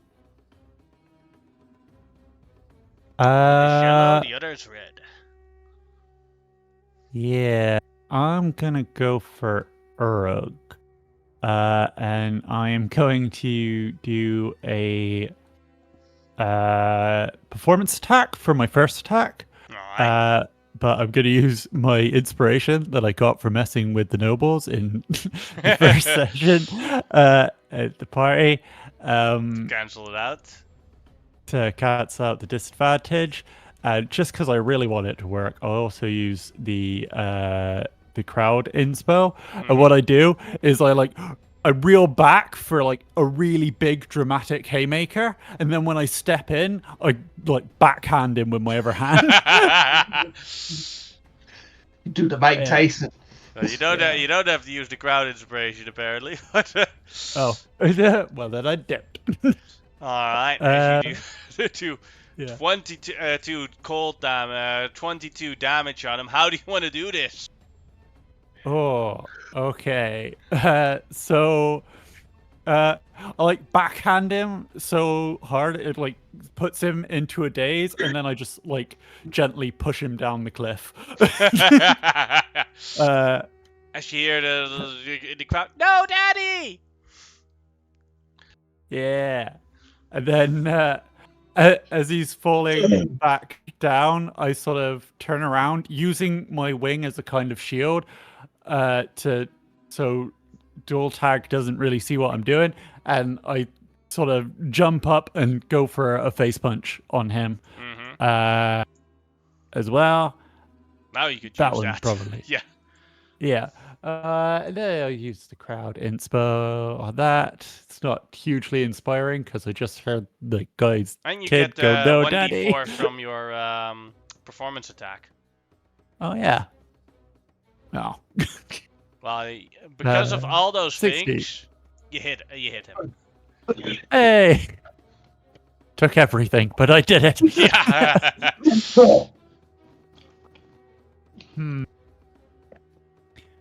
Part of me kind of wants to go for the kill, but I also feel like it's better for the crowd if more people act and the fight lasts a little longer. So instead, I'm going to spend a key point, do a patient defense, and dodge instead. Sort of leaning into the drunk monk, sort of tipsy sway backwards, still playing a bit of a jester on the field. I blow him a kiss. As monster, it is your turn. Monster flies over. Sword, two-handed sword, looks like he's jumping from the ground. And as he's flying in the air, he yells, "We will see you again in Valhalla!" I'm going reckless. And we will see if I need to use that thing. Yeah, reckless great weapon master. And I forgot to use my rage damage. Let me put that on. And let's go. 20 to hit. That will hit. Doing 33 damage. How do you want to do this? I come down, and I didn't want to do it, but I mean, there's just too much impact. You just see me leap in the air, and I come down and split him in half. And because I'm using a flaming sword, both sides cauterize. Clovia's Pride wins with a devastating strike from the monster!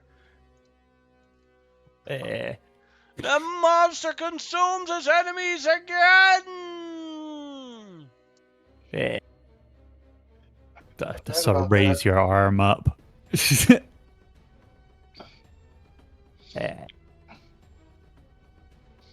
Alright, and as the battle one, Arman, the important choices for you. Can I add a little narrative thing? I will take the selection and whatnot, but when they turn to look and see Arman's response, gone. I'll roll my stealth, but my minimum is a 26. So I just like the idea of he is embodying no longer this gladiator. He is become death. But I will make my decisions. The party each, because I believe it's 8,000 at this level. Yep. The gold is 8,000 for the party. So each of you will get 2,666 gold pieces.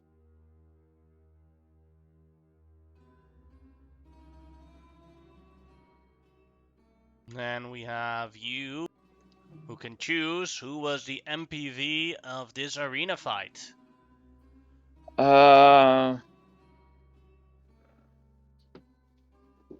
Just because she's behind and I feel like leveling up, but she also did some pretty impressive things with that big knockout punch. She finally came out of her shell, was really focused this fight. We'll give it to Noreen. All right, Noreen, you level up 2 levels. And now for the magic item that you can pick. It is either a +3 plate armor, a +3 greatsword, a staff of power, or an animated shield. Staff of power, please. All right. Because the other things are great, but we've got equal to or better. I don't know. That +3 Grace Wood is probably better than the Flame Tongue. No, it's not. No, it's not. The Flame Tongue does an additional 2d6 damage. That would do 2 extra damage. That's +3 versus 2d6 +2. Oh yeah, I guess you're right.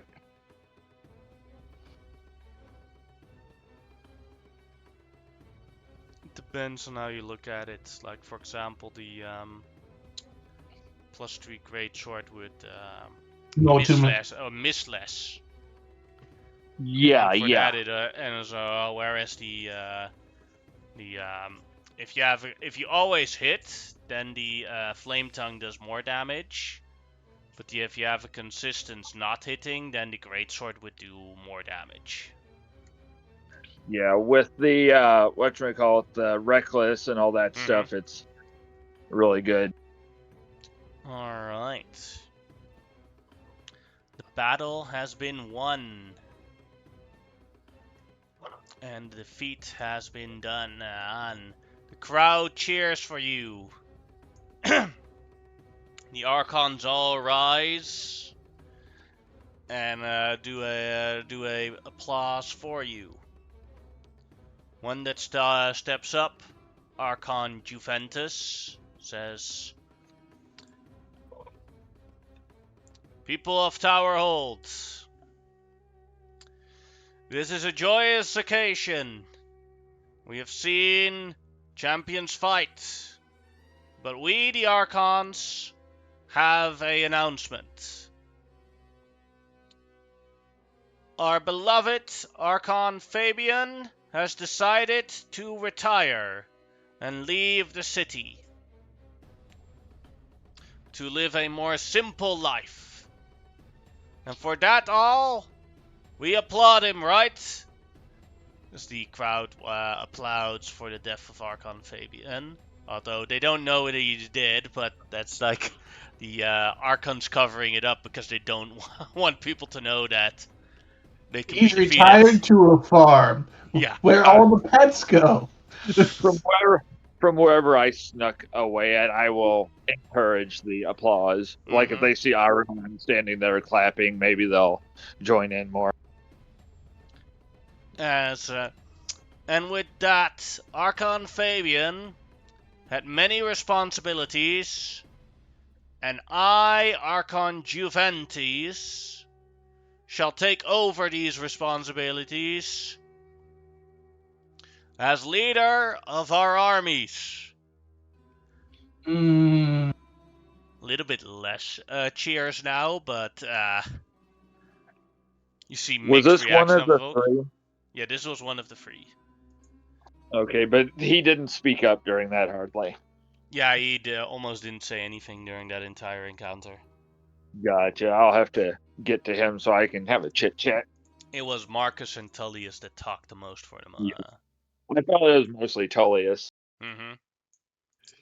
Well, I mean, those three were kind of in it together. I think they might have had something to do with the other guy going. As you leave the arena, I think that is a good moment to end today's session. Oh. Yeah, that is.